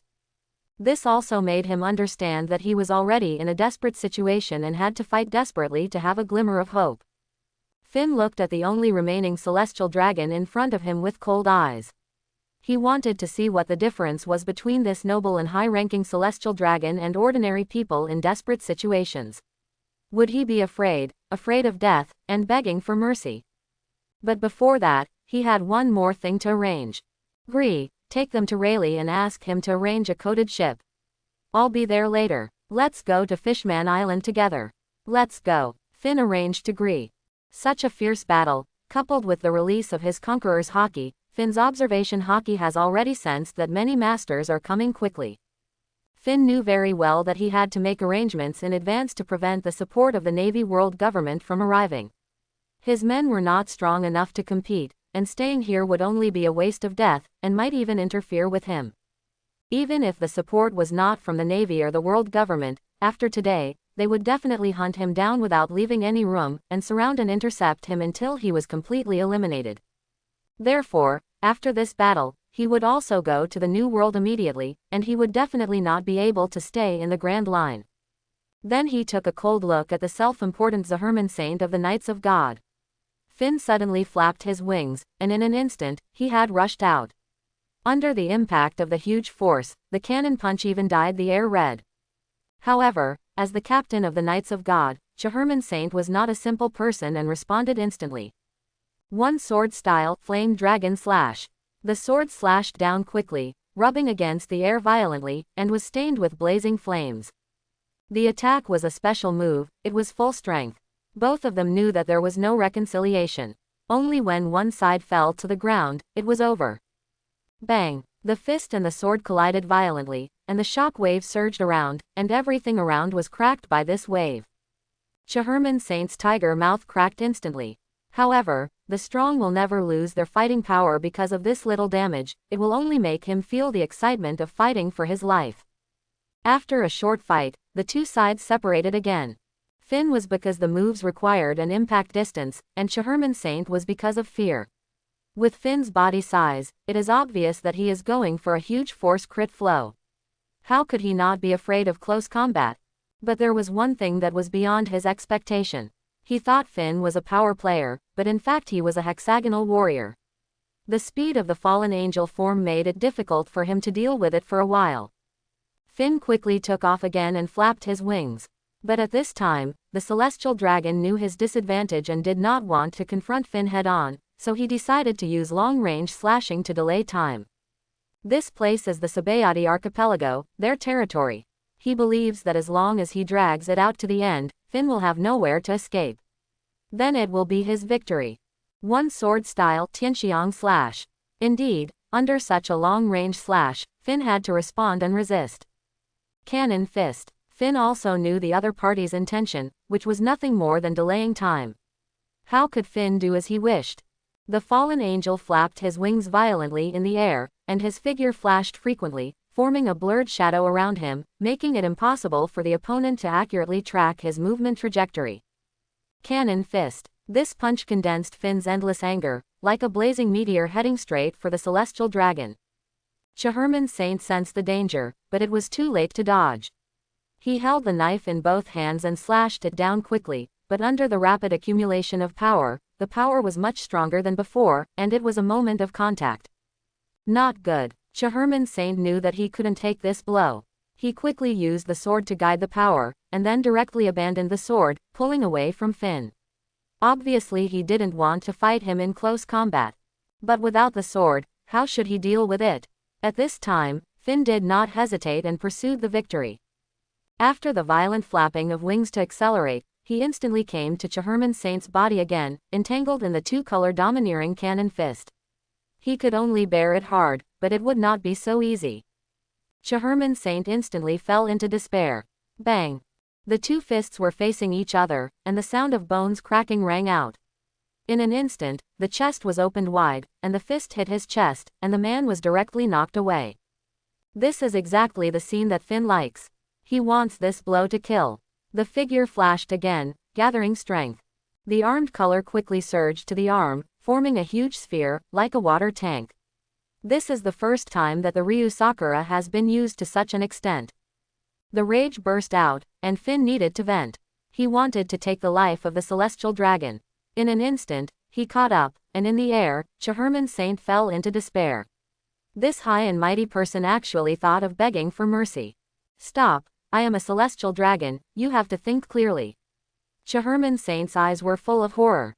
However, how could Finn care about the identity of a mere celestial dragon?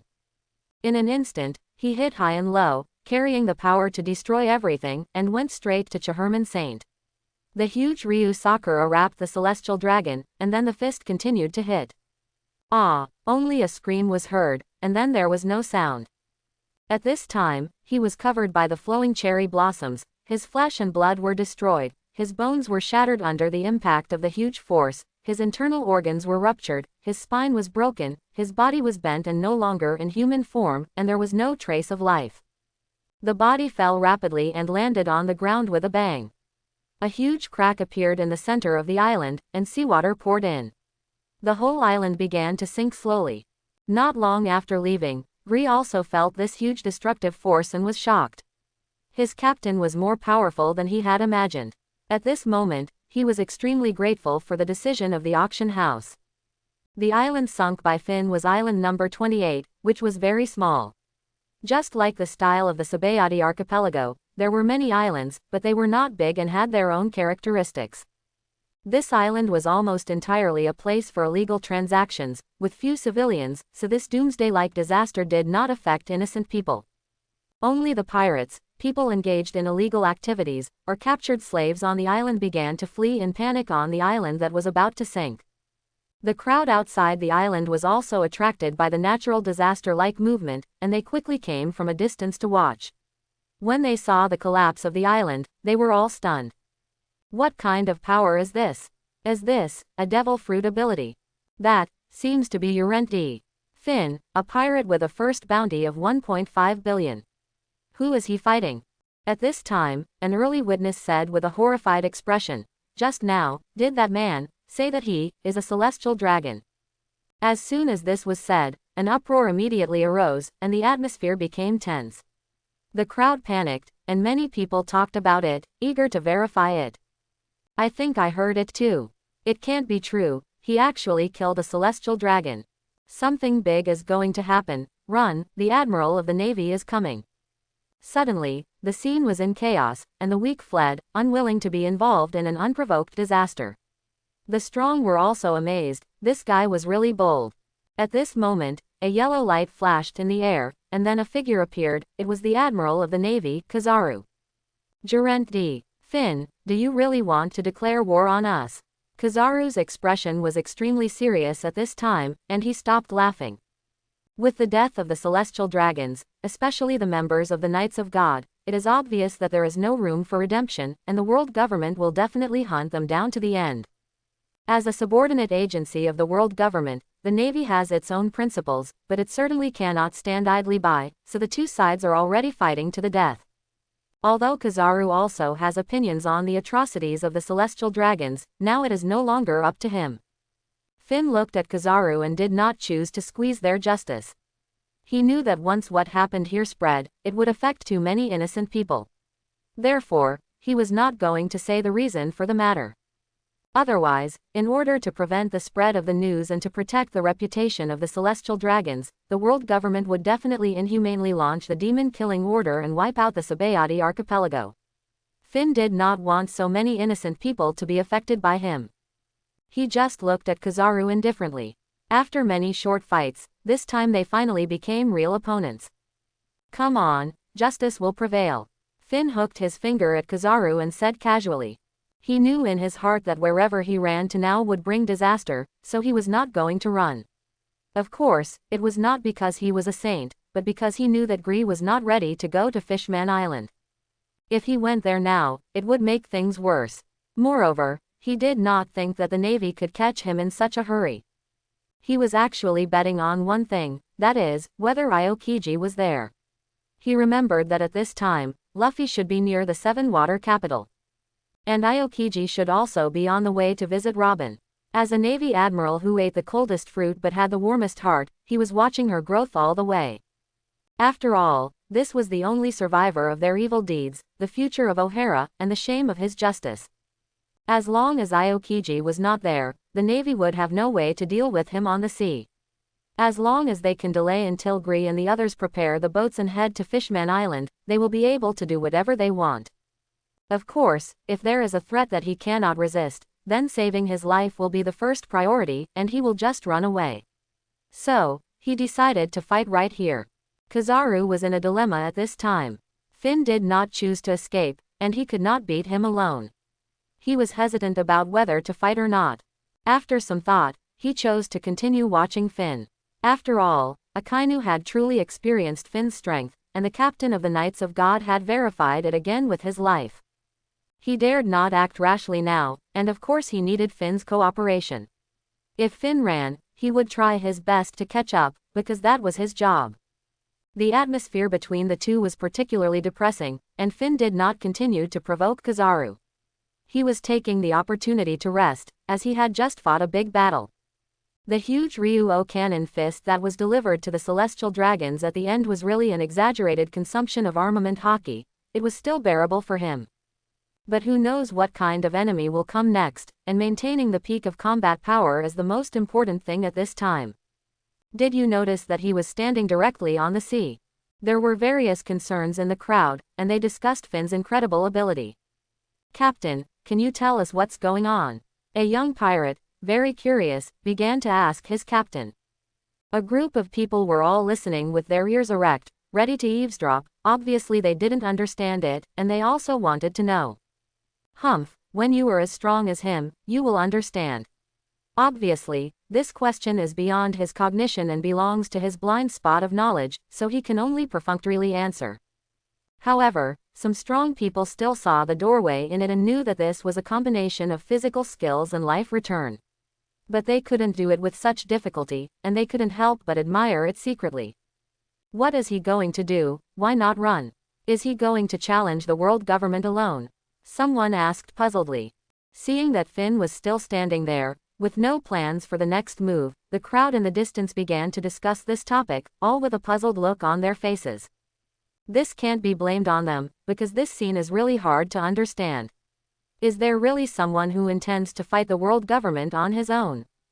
Finn also heard these remarks, but he was too lazy to pay attention. He had to hurry up to cultivate, and his speed was not as fast as Kizaru. He knew very well that no matter where he ran, he would be followed by Kizaru, and he was helpless. Kizaru's fruit ability was simply a bug. As long as he didn't want to fight you, no one could kill him, especially running away was invincible. Besides, he couldn't bring the trouble to Rayleigh. Others helped him, but they were targeted by the Navy. Wouldn't that harm others? Finn couldn't do such a thing. Although he couldn't repay the kindness, he wouldn't repay the kindness with hatred. Not long after, a huge fleet was seen, quickly heading towards Finn. "Look, the Navy has arrived. Should we run quickly?" At this time, the crowd began to panic again.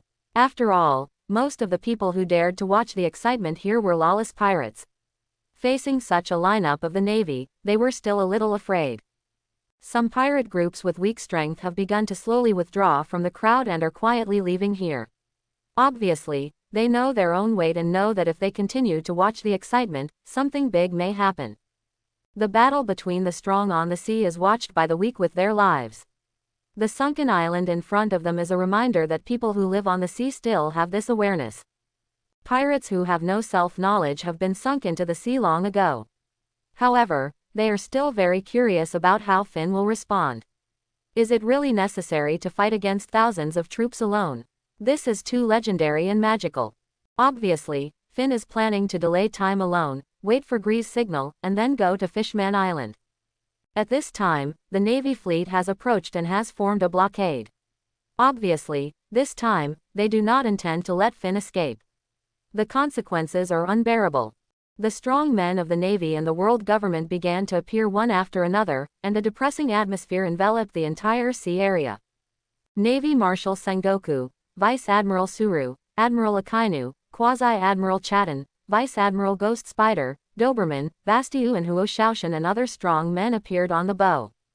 Because the incident was urgent and there was no time to gather manpower, and troops had to be sent, Sengoku had to bring all the elite combatants left in the headquarters. In addition, an inconspicuous figure appeared on Sengoku's warship, and Finn recognized it at a glance. This was the later Admiral Green Bull. Finn understood instantly. No wonder he was promoted to the Admiral of the Navy during the World recruitment. It turned out that this person had long been a hidden player of the Navy. On the world government side, there are the remaining members of CP0, the leader of the Knights of God, Fergalando Green, and 10 members of the Knights of God, which is obviously a very powerful force. Finn looked around and did not find Aokiji, so he had an idea in his mind. It seems that his guess is correct. Aokiji is in the Water City at this time. So even in the face of such a large lineup, he did not show the slightest fear. He did not think that these people would be able to deal with him at sea without Aokiji. Zhongguo stared at Finn and said in a heavy voice, "Julant D. Finn, I didn't expect that it would come to this point. However, do you think you can really fight against so many of us on your own?" Finn didn't want to say anything more. It was completely meaningless, so he teased, "Justice will win. The two sides are already mortal enemies, and they will fight to the death. Who will be shaken by a few words?" The celestial dragon Fergalando Green Ancient Saint looked at Finn coldly, his eyes full of murderous intent. The Knights of God had a total of 2 teams, each with 10 people, and each team had a captain. They were all sacred guards composed of celestial dragons, and each of them was extremely valuable. This time, a team of captains died directly. Seeing his enemy, how could he not be angry, but he did not take the initiative to attack.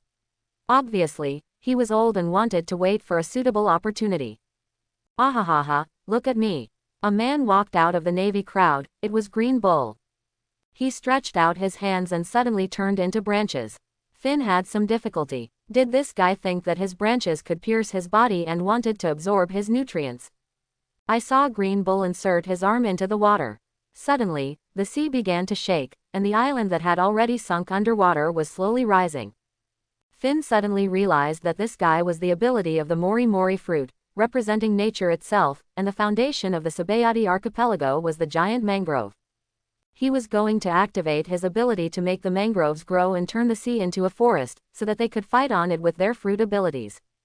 It seems that the Navy is really afraid of a physical master like him, so they directly use the hidden card, Green Bull. That's the fact. It's too dangerous to fight a physical master like Finn on the sea. If Finn is shameless and destroys the ship directly, they will all be finished. After a while, the island was raised up and was still expanding rapidly, with a tendency to connect with other islands. Finn, seeing this, felt a little bad, but Green Bull was in the Navy crowd at this time, and he couldn't rush over and kill this guy. Especially in front of Sengoku, Finn didn't think the Navy Marshal was a weak person. Such an ability is simply too spectacular. Is this the devil fruit ability? It's amazing. The feat of raising an island from the sea by one person shocked the crowd of onlookers. Urent D. Finn, you have no way to run, just surrender. Sengoku saw that Green Bull had connected all the islands together, and shouted at Finn again. At this time, the whole island was like a flat land, and the ground extended to the side of the Navy warship. Sengoku and other devil fruit users seemed to have lost their biggest threat. You brought so many people, you really think highly of me, aren't you afraid that I will run away and settle accounts with you one by one? Finn said with a sneer. There is a gap between the strength of the enemy and us, so Finn must of course intimidate them and disrupt their morale. Otherwise, they are full of momentum and fight collectively, and he can't beat 4 hands with 2 fists. God knows if there are any strong men from the world government who are coming. Especially Finn doesn't want to start a war immediately, the risk is too high. It's better to delay it as much as possible, and it's better to delay it until Gree's signal. At that time, he will break through with all his strength and run away directly. Who can stop him?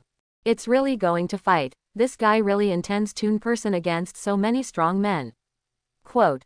Seeing Finn's heroic spirit and high spirits, the onlookers admired him for a moment, but also didn't understand what Finn relied on. This scene was really puzzling to them. At this time, the people on the Navy side were also stunned, and a bad mood spread instantly. Yes, if they didn't take it this time, what should they do for revenge? In this case, you still want to shake our military morale. It seems that no matter how much it costs today, we can't let you go, otherwise we will be unable to sleep and eat. Quote. Zhang saw that the military morale was a little shaken, and immediately shouted loudly, showing his determination to fight to the end. He brought all the strong men this time, all the elites of the navy. In an instant, it was like a shot of cardiac stimulant, and their morale was boosted. Seeing that this didn't have much effect, Fine laughed and said, "You were right, who will come first?" Quote. Obviously, Finn was being clever again. Whoever comes first, that means that the strong ones should come one by one. With so many people watching, it would be ugly if they all rushed forward at once. For a moment, the navy was really frightened by this move and didn't understand it. Then I'll go first, my name is Huang Mu, ha ha ha ha. Green Bull took the lead and didn't know if he was hidden, a little eager to take credit, or he is just arrogant. Finn looked at him coldly, without much words, but analyzed the enemy intelligence in his mind. This guy is obviously an auxiliary fruit ability user. Is this ability really useful in the face of a real strong man? His ability is so cumbersome, he is a completely defensive guy. And his strongest point is speed. What does the other party's bright smile mean? Doesn't he really take him seriously? This is simply a way to die. Doesn't he know that what he hates most is that others are more arrogant than him? Finn decided to complete a quick kill. This guy is the support of these people. As long as he is present, the other party can fight him unscrupulously on the sea. After all, there are trees everywhere under the Sabayati archipelago. I saw that Wang Mu quickly created a large number of plants with his hands and quickly transformed into a huge tree man. It was his ultimate move, Forbidden Hate Forest. Finn did not stop him from transforming. For him, such a bulky form was just a living target, and he did not care too much. As a speed fighter, how could Finn be attacked by such a bulky tree man?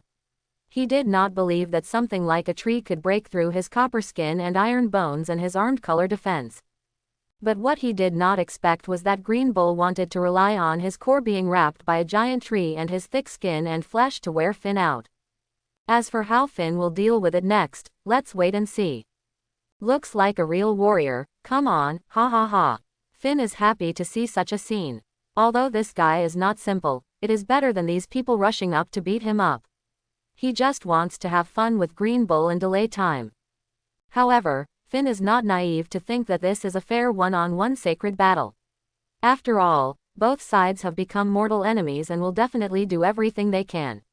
How can he pin his hopes on the enemy's mercy? So he needs to be vigilant at all times to prevent unexpected raids. After all, the celestial dragon Fergalando Green Ancient Saint holding a sword is full of murderous intent. He doesn't believe that this guy will abide by the rules of pirates. In the current situation, he can't use the God of War Body Second Style Gun God, after all, it is a long-range attack form. Once he is raided and approached, he can't immediately switch to the third style, and his combat power cannot be maximized. Therefore, Finn decided to use the normal form. Of course, the normal form is only ordinary compared to his other states, but his combat power is first-class Emperor level, without any water. Green Bull took the lead in attacking, and he kept creating various plants around him. They were growing rapidly, and then began to sprint towards Finn. Finn was not sure what these plants were capable of, and how strong their attacks were, but he didn't dare to be entangled by them casually. He believed that as long as his actions were restricted, the sword-wielding man next to him would instantly cut him down. So, Finn had to keep bombarding with his fists, but fortunately, they were essentially trees, and they would be broken in an instant under Finn's fist of armed color. After all, when Finn was practicing boxing to awaken armed color, the first step was to practice against wood, and he had already developed an indestructible belief. Swish, swish, swish. A mess of plants again, constantly piercing from all directions. Because there were too many, Finn could only dodge around this time. Finn also had difficulty finding the opponent's flaw for a while. Green Bull has now created a large forest of plants, which must be his weapons and can attack the enemy. Finn dared not move forward rashly. Once he was entangled, the consequences would be disastrous. Such dodging made Finn really uncomfortable. When had he ever fought such a frustrating fight? He couldn't help but get angry in his heart. Kid, you are lucky this time. So many people are helping you, so I will let you have fun first, and I will pay you back sooner or later. However, the current situation is still extremely difficult for him. There are vines chasing him everywhere, and he must always be vigilant against the black guns around him. There is no way, he can't rush over and fight Green Bull. He can only keep dodging the pursuit of these plants. Fortunately, the plants need time to grow, not instantly. He is still at ease. After all, he is a real physical master, and speed is his strong point. Finn also hates the power of the devil fruit more. This guy has wood attribute, so fire attack is the best choice. One thing can defeat another thing, but where does the fire come from? He can't figure out why everyone can attack with fire in the original book, but there is no such thing as fire element here. He also knows. No wonder this guy in the original book admires Akainu so much. It turns out that he is completely defeated by Akainu. And Finn's favorite opponent is Jonao. He has thick skin and strong flesh, and has a powerful 3-color domineering. He likes to fight head-on. Jonao's attack is high, but can it be higher than him? Can it be tougher than him? It's simply a natural defeat. Now, he is facing the Sensen fruit with the ability to defend in place. Unless he chooses not to fight, it will be difficult to find a breakthrough. In this way, one chases and the other dodges, and the two have their own ulterior motives. The Navy is also happy to see it happen. Let Green Bull consume first, and then sit back and reap the benefits, trying to minimize the losses. They know very well that the opponent is a real super strong man, not a small fish, and it is unlikely to win without bloodshed. Finn also had his own plan, which was to delay time until Gree took action. At that time, he would launch a violent attack, bombard the enemy, and take the opportunity to dive into the water and run away. After all, there was only one way now, which was to go to Fishman Island. The Grand Line was the base of the Navy. With Kizaru following in the air, he would be chased by the Navy all the time. Even if he was made of iron, he could only hit a few nails. How many days would it take? Gree, led by Kung Fu Manatee, finally came to the bamboo pole bar. At this time, Rayleigh and Shachi were staring at the battle in the distance and talking about something. Obviously, the Conqueror's color had personal characteristics. He had already seen that it was Finn, but the battle was so fierce, and he couldn't figure out who he was against for a while. He had a deep understanding of how strong Finn was. After all, they were on the island for half a century. It is impossible that they have not fought each other. Of course, both sides were very restrained, but he was deeply impressed by Finn's strength and domineering. He was impressed by a hexagonal warrior like Finn. He was a natural nemesis of swordsmen like him. He was no worse than him in attack, let alone defense. In terms of physical strength, Finn's physique was several orders of magnitude stronger than him. He had no confidence in winning at all. Gree was also full of curiosity before. Why did the name Rayleigh look so familiar? But he never expected that the person in front of him was the Pluto Rayleigh he admired. Senior Rayleigh, it's really you. You are my idol, Gree said excitedly. His friends also showed the same excited expression. Rayleigh's name was really too loud. The legendary figure, only Luffy, the big-hearted player, did not take him seriously and called him by name. Rayleigh was a little confused and didn't understand why he was suddenly recognized. But after seeing the Kung Fu Manatee, he guessed that this might be Finn's men. But why did he come here? Could it be that he came to ask for help? Grace also realized that now was not the time to chase stars. That was the celestial dragons. Now was extremely urgent, especially now that the battle had started again. It must be that the support from the Navy had arrived. He was also doubting whether Finn could hold on, but thinking of Finn's heroic posture and the operation of sinking the island with one punch, he was convinced. After all, such a power beyond his imagination, a super strong man, was not so easy to defeat. However, the situation was indeed serious, and he quickly told Rayleigh the whole process of what happened. These made Rayleigh a little dumbfounded. Killing the celestial dragons was a big mess. He thought to himself, this wouldn't be asking an old man like me to support it. If he was not guilty, it would be a bit of bragging. He knew the evil deeds of the celestial dragons, and he couldn't stand it, but he knew the consequences of killing the celestial dragons. This was not a joke, he would be hunted down to death. As the 19 descendants of the 20 founding kings of the world government, the celestial dragons enjoyed supreme privileges. In order to prevent internal divisions, it was stated at the time of its establishment that there is no distinction between high and low among the celestial dragons, and all celestial dragons have the same status. As long as there is an offense, the Admiral of the Navy or CP0 will be dispatched. This time, they killed the celestial dragons. They are really a newborn calf that is not afraid of tigers. But my old arms and legs can't bear it. You said that you beat him up to vent your anger, and there is still room for this matter. You directly physically eliminated him, and I have to admire your courage. Some speculations emerged in my heart. Could this person be the existence predicted by Roger? I couldn't help but recall everything about Finn. Oh my God, is it really this guy? Is this the person who changes the future? Now he is in a dilemma again. Should he help? But then he heard Gree say that he just borrowed a coated ship and went to Fishman Island together, and he finally breathed a sigh of relief. At this time, he looked at Finn with a new look. He understood what Finn meant. He didn't want to bring the disaster to other places. He chose to face it alone and then look for an opportunity to escape. This was both responsible and wise. Rayleigh had no hesitation at this time. He would definitely help such a person. He was a man of faith. In the original work, otherwise, he would not have taken the initiative to fight with Kizaru for Luffy and his gang. Roger once said that people who change the world will rise in the next generation. He remembered this very clearly. He also believed that people who change the world will appear. They just went a little early.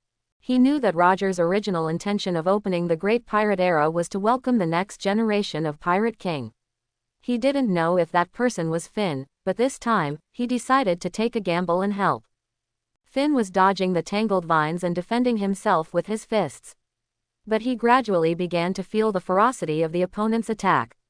After all, he was able to become a Navy admiral, so he had some strength. As time went on, Green Bull's attack became more and more fierce, and his attitude became more and more arrogant, especially in front of so many colleagues, suppressing Finn and beating him, and he couldn't help but feel happy. Ahahaha, hide, keep hiding, ahahaha. Green Bull's expression became more and more arrogant, as if he was going to eat Finn.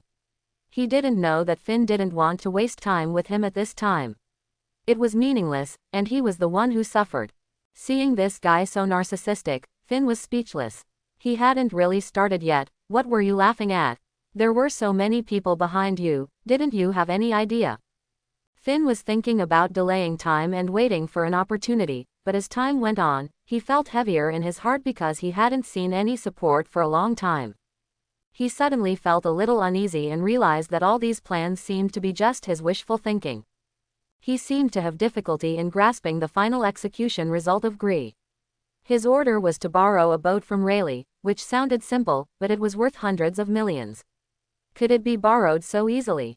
And this was obviously a business that some borrowed but not paid back. Would Rayleigh really lend it? He didn't look like a generous rich man.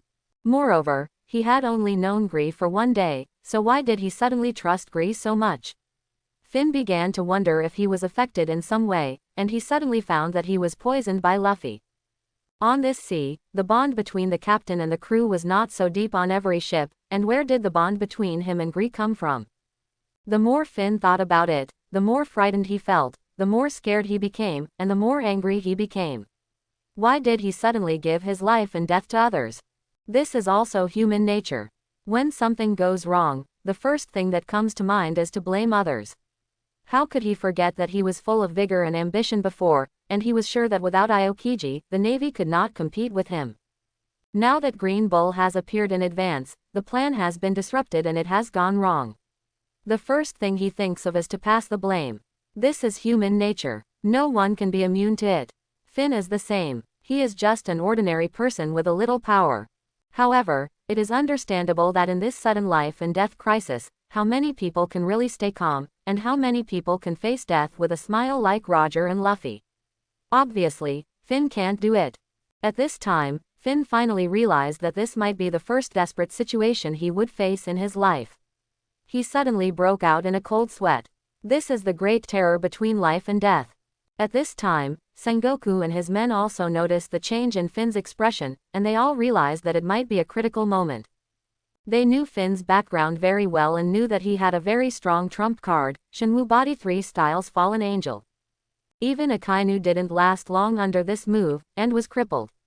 Everyone knew how strong Akainu was, so when facing Finn's state, everyone's expression began to become serious.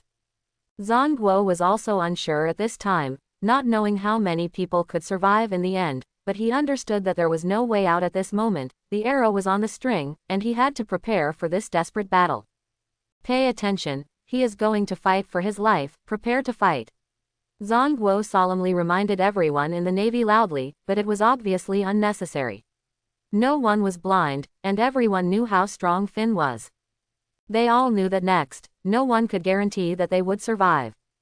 At this moment, Finn didn't plan to pin his hopes on Gree. He had to save himself, but this was the grand line. Where could he run to? As long as Kizaru kept following him, he would have nowhere to hide. When Aokiji's support arrives, the navy will no longer have any weaknesses on the sea. What awaits him will be a round-robin battle, and he will be exhausted alive. The more Finn thought about it, the more frightened he felt. The more he thought about it, the more scared he became.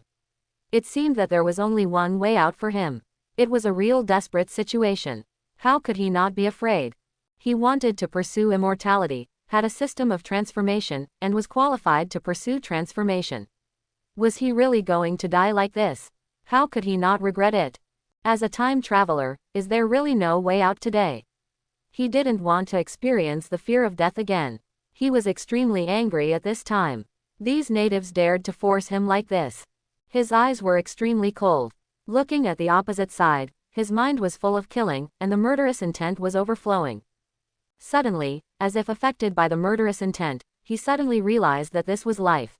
If he kills everyone and then kills Aokiji, the navy will no longer be able to fight him on the sea. This ray of hope is like a life-saving straw. The idea of killing quickly occupied Finn's brain. He decided to kill his way out and kill them all, so that no one dared to attack him. He began to laugh wildly. Humph, ha ha ha ha, humph, ha ha ha ha, humph, ha ha ha ha. The domineering aura formed an invisible ripple with him as the center, accompanied by a huge impact force, and spread rapidly to the surroundings. Those pirates who were still watching the excitement, the weak ones fainted directly. Green Bull faced this impact on the battlefield, and the pressure made him a little frightened. As long as there is no domineering color, he will inevitably be impacted by this force. Of course, the strong have a stronger mind and stronger resistance.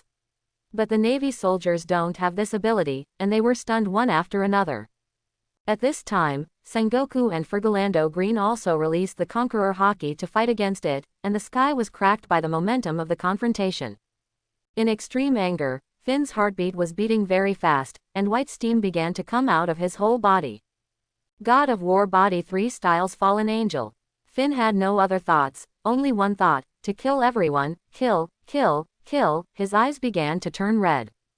At this time, the Conqueror Haki began to wrap around himself, turning the black body originally protected by the armament Haki into white, the same color as Luffy's Nika after transformation. Sengoku also found something wrong at this time. He knew that this move of Finn could increase the speed extremely quickly. He had used it when fighting Blackbeard and Akainu. He knew very well that it could increase the combat power sharply. But what puzzled him was that the body was black before, but now it became white. Sengoku was a little confused. Could it be a hidden big move? Although he was a little confused, he knew that this was a life and death moment. This could not be just a show. It must be a stronger posture than before.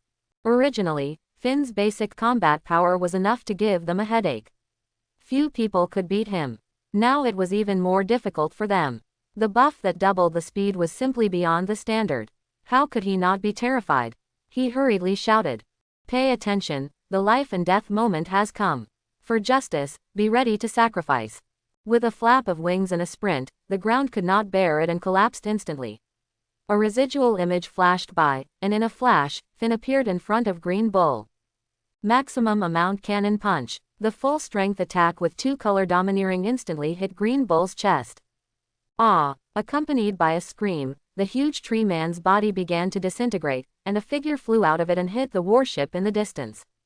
Bang! A huge collision sounded, and the man had already crashed directly into the bow of the warship, almost penetrating the entire warship before stopping. This sudden and fierce attack really shows that Finn has been holding back for too long. Green Bull has been jumping so happily in front of him, and he really thinks he has no temper. It's a deadly act. Hell dog. Seeing this, Akainu hurriedly took action, and he was also very jealous when he met his enemies. He clearly remembered how badly Finn had hurt him before, and he had to rest for a whole month. This time, he was obviously going to get back at Finn. He couldn't beat Finn in a one-on-one duel, and he was very afraid. Finn's gun god form could consume him remotely without limit, and he was not as good as him in physical skills, so he couldn't compete. But now it was different. With so many people fighting in a group, Finn couldn't use that state at all, and he was not weak at all. With his observation color, Finn's fist couldn't hurt him at all. However, it was true that he understood that Finn really couldn't do anything to him now. This principle of mutual generation and mutual restraint exists in any world, and it really fits the saying that one thing can defeat another. But just because he couldn't do anything to him didn't mean that he could control Finn. How could he be so easily attacked by surprise? Finn stepped down quickly, flapped his wings, and appeared in the distance. Akainu's giant magma fist naturally hit the air and fell to the ground, and the ground was quickly pierced. Seeing this, Akainu felt bad. The venue was extremely unfriendly to him at this time. There were red trees below. If he was not restrained, the magma would set the whole island on fire. At this time, Zongguo also quickly activated the fruit ability, transformed into the form of a big Buddha, and continuously released shock waves, hitting Finn. The other vice admirals did not join the battle at this time. They were responsible for the outer siege to prevent Finn from escaping. They all knew that the battle was not something they could participate in, and Finn was not something they could touch. Of course, there were also people who planned to find an opportunity to raid.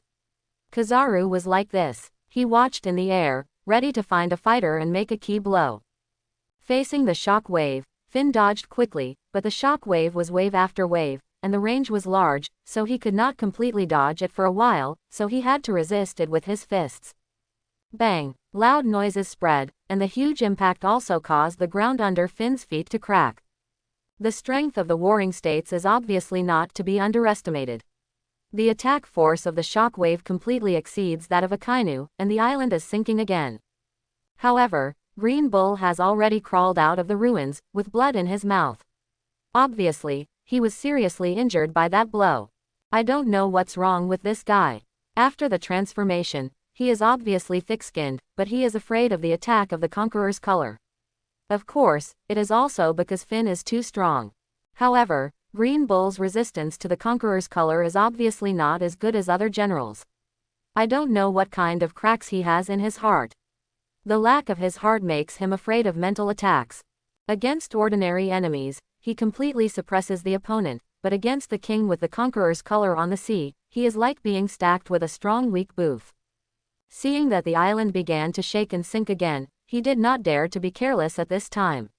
He no longer thought about challenging Finn, and began to use his ability to stabilize the island. He knew what he needed to do at this time.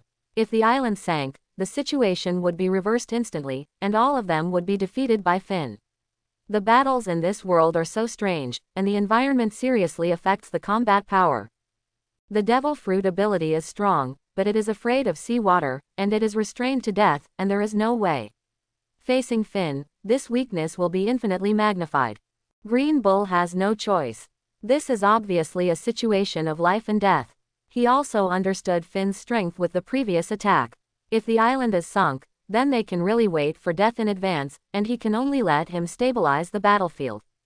On the other side, at the moment of Sengoku's attack, the ancient saint Fergalando Green also started the attack. A huge slash formed from his sword and instantly slashed towards Finn. The speed was so fast that it was in front of Finn in a breath. Finn did not dare to be careless at all. He knew that this guy was the king of the God Valley incident and a real martial arts master among the celestial dragons. His strength was not inferior to the 4 emperors. In an instant, the slash came to him, and he could only take it hard. He punched the flying slash with a cannon punch. In a hurry, Finn couldn't use his full strength, and was directly hit and retreated several steps in succession, and huge pits were trampled on the ground. However, Before Finn could stand firm, Akainu found the right opportunity and attacked again, and was about to confront Finn head-on. Akainu was very experienced in combat and very smart. He knew that in this situation, he would be the one to contain Finn in close combat and limit Finn's movement, and then Sengoku would attack from a distance, and the ancient Saint Fergalando Green would find an opportunity to launch a decisive kill. But they thought too much. Finn was now in the form of a fallen angel, with a bonus of more than double the speed. He was just caught off guard and was not hurt at all. At this speed, how could he be entangled by Akainu? After a few instants and a few flaps of wings, Finn quickly pulled away, just not giving Akainu a chance to fight head-on. He knew very well that in this situation, he couldn't deal with Akainu at all, and continuing to entangle with him was pure death. However, he had no way to deal with the cooperation of these three people for a while. He couldn't fight three at the same time, and two fists could not beat four hands, especially these three people were super strong. But it was not so easy to make Finn admit defeat like this. He said fiercely in his heart, "If you want to encircle me, don't blame me for being rude, let the people you brought cover me." He flapped his wings and accelerated his sprint, not entangled with the three people, and in an instant, he came to the ship where the Tianlong people were. Cannon fist. Without saying anything, he directly hit with all his strength, and the ship was directly interrupted. The shock wave threw many people on the ship into the air. Asshole. Fergalando Green Ancient Saint was instantly furious and understood Finn's intention. If he used their people as a shield, it would cause chaos on the battlefield and make them afraid to act rashly. At this time, he was far away. If he swung out a slash directly, he would definitely hurt his own people by mistake. He could only use the moon step quickly to rush over to block it, but how could he defeat Finn in his current state? He did arrive, but in close combat, Finn directly punched him with a cannon punch, and he only lasted for a breath before being blown away by the huge force. Finn was least afraid of the great swordsman, and this guy happened to be one. Don't forget, Finn is angry now. How can he tell you about martial ethics, what kind of strong demeanor, and he has been surrounded and suppressed, and he has long been fighting to the death. He just wants to kill everyone now. The celestial dragons are the root of all this and the existence he hates the most. He looked at these celestial dragons coldly, and seeing their fearful appearance, Finn enjoyed it very much, but this was not a reason for him to show mercy. Cannon fist, cannon fist, cannon fist. Under the fallen angel, there were many figures, and they saw these celestial dragons who were as powerful as vice admirals. Under his fist, their heads either exploded, or they were broken in the waist, or their chests were pierced. It was a horrible sight. In just a few breaths, there was no complete body on the interrupted ship. Ahahaha, ahahaha, ahahaha. He was covered in blood, like a demon, looking at his masterpiece, full of joy, laughing wildly. This scene made Fergalando Green Ancient Saint explode, and he looked at Finn coldly. Sengoku, Akainu, and other naval generals were also stunned at this time, and they were terrified. They began to worry whether such a thing would happen to them. After all, many of them were not as strong as these celestial dragons. The mood of terror began to spread. Is he going to start a massacre? Will he come and kill us too? Those seem to be celestial dragons. This guy is really going to blow the whistle. The crowd watching from a distance saw that those celestial dragons, who were comparable to vice admirals, couldn't even withstand a punch from Finn. They couldn't help but worry that this guy would be so bloodthirsty that he would come and start a massacre. Some people began to retreat, obviously thinking that the situation was not right and they were planning to run away immediately. Zongguo looked at Finn with a chill on his face.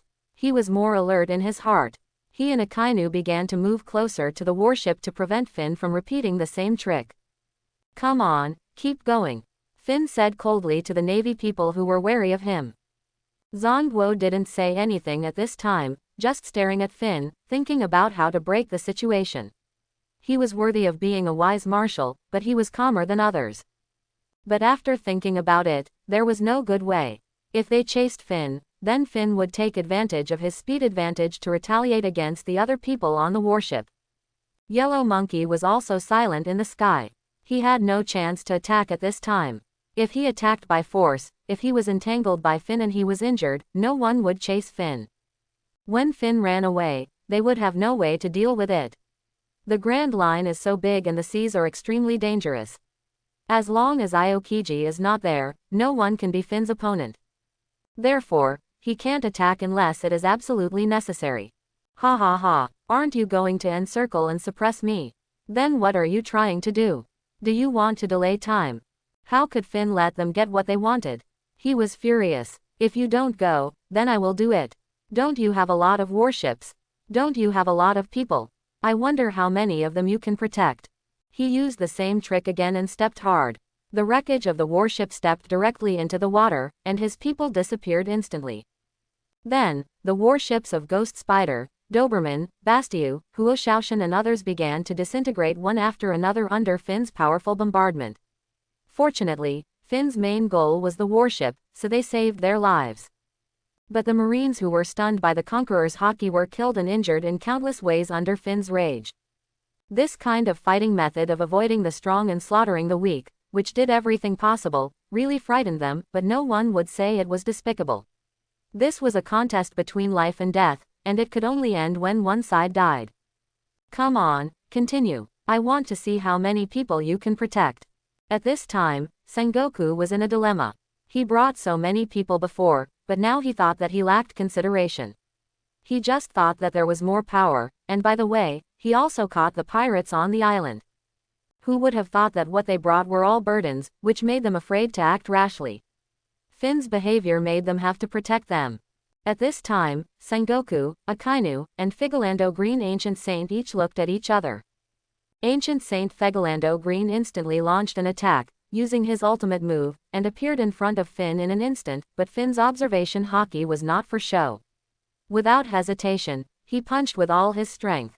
But at this moment, Sengoku's shock wave also arrived in front of Finn. Unprepared, Finn was hit directly, and was directly hit by the huge shock wave, and was beaten back one after another. But Finn's whole body was wrapped in domineering aura.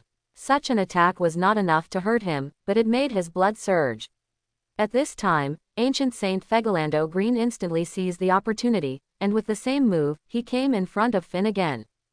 Under the huge sprint, a sword had been thrust out, wrapped in the domineering haki's full-strength attack. Finn hurriedly took the move, but his strength was less than 50%, so he was no match for Ancient Saint Figolando Green, and was directly blown away by the sword. Sengoku would not give up such an opportunity, and directly sent out a shock wave. Finn had no choice. He couldn't stand still. He could only choose to resist with his body. He resisted several waves of attacks. The two cooperated seamlessly and beat Finn so hard that he couldn't fight back. They were both masters with extremely high combat literacy. They wanted to use this method to restrict Finn's actions. Hell dog. Akainu seized the opportunity and wanted to seriously injure Finn directly. Light speed kick. Kizaru also seized the opportunity and kicked with all his strength in an instant. Facing the siege, Finn's armament haki was activated to the extreme. One fist resisted the slash of the Ancient Saint Figolando Green, and the other fist blocked the magma of Akainu, and then used his body to face the impact of Sengoku and Kizaru. In an instant, he was knocked out. The ground could not bear it and was directly penetrated. Finn was also knocked into the water. Green Bull hurriedly activated his ability to stabilize the battlefield. Finn was extremely embarrassed at this time, with blood flowing from his mouth, but it also gave him a chance to breathe. He was furious. He rushed out of the water directly. He wiped the blood from the corner of his mouth with his hand. It was the first time he was injured so badly. His eyes were extremely cold and he wanted to kill someone to vent his anger. With his wings flapping and his strength accumulating, Finn kept turning and moving in the air, leaving a few afterimages, making it hard to figure out his target. No one could keep up with him at this speed. Just as everyone was in danger, Finn quickly rushed towards the Ancient Saint Figolando Green. Cannon Fist. Finn knew very well that this guy had the highest attack power, but he was the easiest to deal with among the three. He was a perfect match for the swordsman. Under such a fierce sprint, the Ancient Saint Figolando Green could not dodge. As long as he dodged, it would be a complete gamble of his life, betting whether Finn would catch up with him. If he lost the bet, he would be hit directly, and he would definitely not be able to bear it. So, he directly held the sword with both hands and slashed at Finn's fist with all his strength. Bang! A huge shock wave spread between the two people, and all the surrounding trees were broken.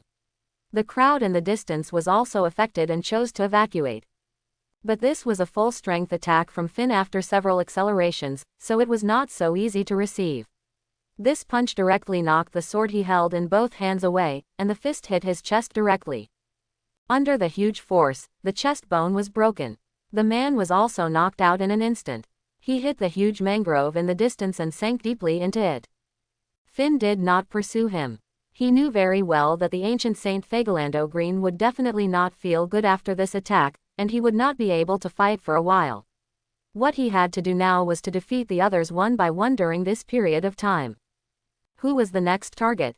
Looking at these people, he chose to rush towards Zongguo because he had the biggest target. And his long-range attack was the most annoying and the biggest threat to him. As long as he was eliminated, his situation would be greatly improved. With wings flapping and charging the flow of cherry blossoms, the man instantly came in front of Zongguo and punched with a flow of cherry blossoms. It was impossible for Zongguo to avoid it at this time. With his big body, he could only choose to fight back, and was knocked to the ground in an instant. Akainu and Kizaru could not care so much at this time. They chose to attack Finn directly, but Finn was also very fast and avoided the attack one step ahead. They pulled away and kept flashing in the air. The fist was accumulating power, and the flowing cherry on the fist condensed like a giant sword. Everyone was shocked at this time. No one did not know what such a domineering amount meant. If you can't offset it, you will die. Finn suddenly punched Zongguo, who had just stood up. A huge amount of flowing cherry gathered and entangled with the domineering color. With a full-strength sprint, it was about to pierce Zongguo's Buddha-like body. This fatal blow, Finn was already full of power, and the consumption of armed color was huge, and he was determined to kill with one blow. But at this critical moment, when the fist was about to hit Zongguo, when everyone's heart sank to the bottom of the valley. However, one person blocked Finn's fist, but not completely. The Ryuo was offset, but the huge force of the fist made him retreat step by step. The collision of the conqueror's haki even made the people around him feel a huge pressure. This time, the impact of the conqueror's haki directly caused the island to gradually crack, and the ground seemed to be unable to bear it, which shows how powerful the two people who collided were. Finn now doesn't understand when this Garp came. Didn't he also go to Water City to see Luffy? Obviously, the plot has changed a bit. Garp is not worried about Luffy's current strength, and he doesn't need to escort him at all. So he has been at the Navy headquarters.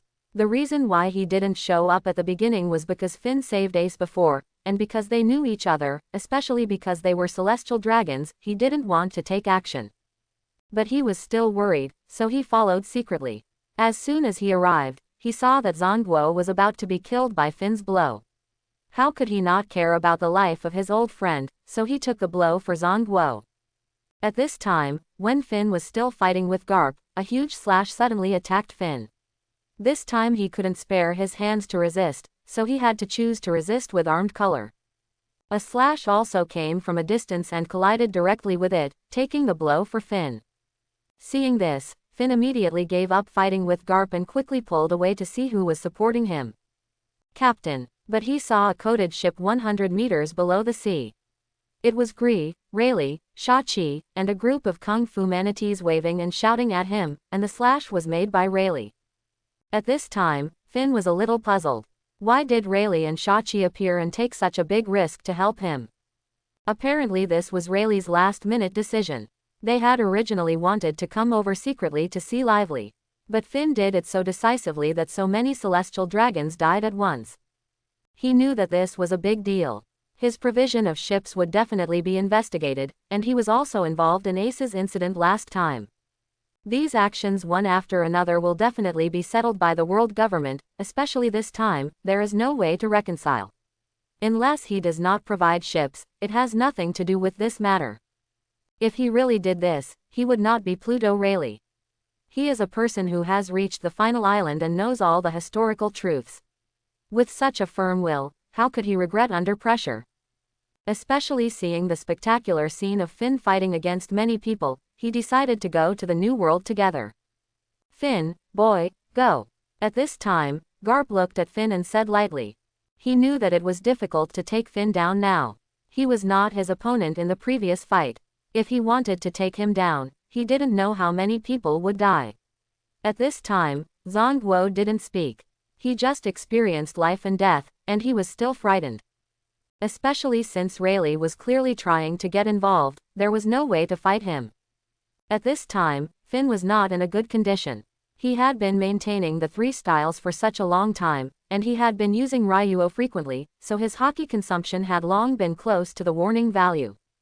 He looked at the navy, said nothing, and rushed into the water directly. He knew that as long as he could leave, he would win, and there would be plenty of opportunities for revenge in the future. He was cheating. The limit of his power growth was not something they could compare to. Then, he quickly entered the ship and prepared to go directly to Fishman Island. Rayleigh, come to my ship, ha ha ha. Ha ha ha. Brother Finn, you are really amazing.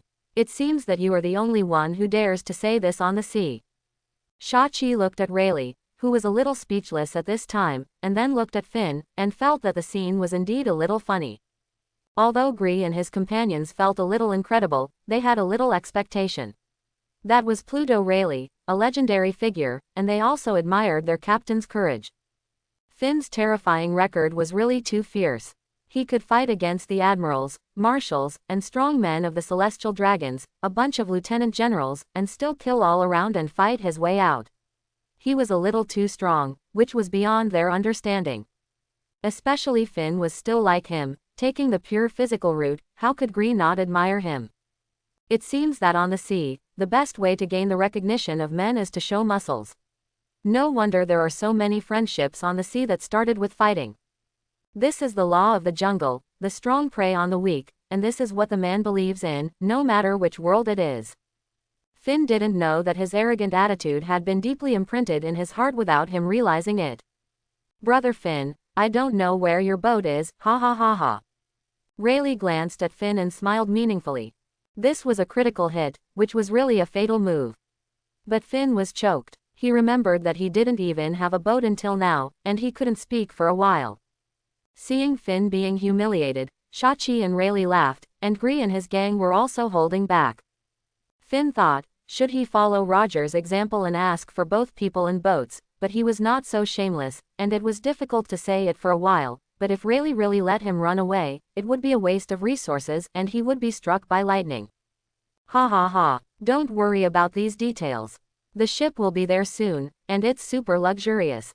But my old arms and legs can't move, and I can't compare with you young people. The future belongs to you. I don't belong to this era. Besides, I've been there. After these words came out, Finn was silent. Yes, this is Rayleigh, who has long been famous on the sea and enjoyed the excitement of chasing dreams and freedom. What's the point of getting on the ship again? Seeing this, Finn already knew that Rayleigh really didn't have this plan, but he still didn't give up and planned to save the country in a roundabout way. Okay, but this time, I remember this huge favor. I'll protect you, Rayleigh, ha ha ha ha. This operation not only shocked Rayleigh, but also stunned Gree and his gang. There is a lot of inner drama. Are you serious, Pluto Rayleigh? Does he really need your protection? Is this really appropriate? However, seeing how familiar they were, I once thought that this was their captain's bad taste, and it was the desire of men to win. Ha ha ha, that's fine. The two had been together for a while, and Rayleigh knew Finn very well. At this time, he thought that Finn wanted to take advantage of him verbally, so he just dealt with it casually. However, Finn was serious this time. After all, he wanted to occupy the territory. He didn't need him to fight and kill to pull Rayleigh up. He just wanted him to enjoy life. Who asked him to help him so much? Finn has never been an ungrateful person. Whoever treats him well, he always remembers clearly, never forgets his gratitude, never betrays his loyalty. Besides, Rayleigh is very strong, but he is not invincible. It's okay for him to cover him. Wow, it's amazing, there is Fishman Island in front. Gree shouted to Finn in the cabin. Obviously, he had never seen such a miracle. The island located on the bottom of the sea really opened his eyes. Oh, we're here. It looks like everything is going well. After the battle, Finn was a little tired and wanted to rest on Fishman Island to experience the exotic customs. However, when he saw the wonders of Fishman Island, he was also shocked. He was not much more knowledgeable than Gree, not even as old as him, and was also a otaku in his previous life. How could he not be amazed by this wonder that is unique in both worlds? Captain, something bad has happened. We are surrounded. Suddenly, Bree shouted hurriedly to Finn, who was in a daze. When Finn looked over, he knew that it was Hody Jones's new Fishman pirate group. This guy was quite recognizable, and Finn recognized him at a glance. He still gave a thumbs up to this guy's courage in his heart. He is really not afraid of death, right? Boss, that's Gerent D. Finn, a pirate with a first bounty of more than 1.5 billion. Should we get out of the way? One of Hody Jones's younger brothers recognized him. Finn was out, and he immediately reminded him. Ha ha ha, a pirate with 1.5 billion, this is the bottom of the sea, if you don't surrender, you will die. Hody Jones said arrogantly, really thinking that the bottom of the sea can let them do whatever they want, it's just a frog in the well, and he doesn't know what to do. Are these guys so brave, so fearless? They have recognized him, and they still dare to attack him. Finn has already sentenced them to death in his heart. However, it would be a bit cheap to rush up to such a small character. He pointed at the Kung Fu manatees, and they understood his meaning instantly after a long tacit understanding. As expected of a group of militants, they rushed up impatiently and fought with these fishmen directly in the sea. Finn knew the strength of this group of people very well. They didn't have much strength, so he wanted to train the actual combat ability of these cute pets. After all, this is his first batch of crew members. Animals are more loyal than people, and he values them more. As expected, this group of so-called new Fishman pirates was really frustrated. For a while, they couldn't even deal with these Kung Fu sea cows, and they were in a stalemate with several cadres. Suddenly, a huge octopus appeared. Finn knew that this should be the Kraken that appeared in the original book. He was deceived by Hody Jones, so he worked for him. Finn was interested now. He liked this kind of strange thing and thought about how to conquer it. It's really iron-blooded tenderness. Tough guys have a gentle heart. But how to start, he didn't have an idea. While he was still Rayleigh couldn't sit still. He was also surprised that Finn was still in a daze. If he didn't stop it, the ship would be gone.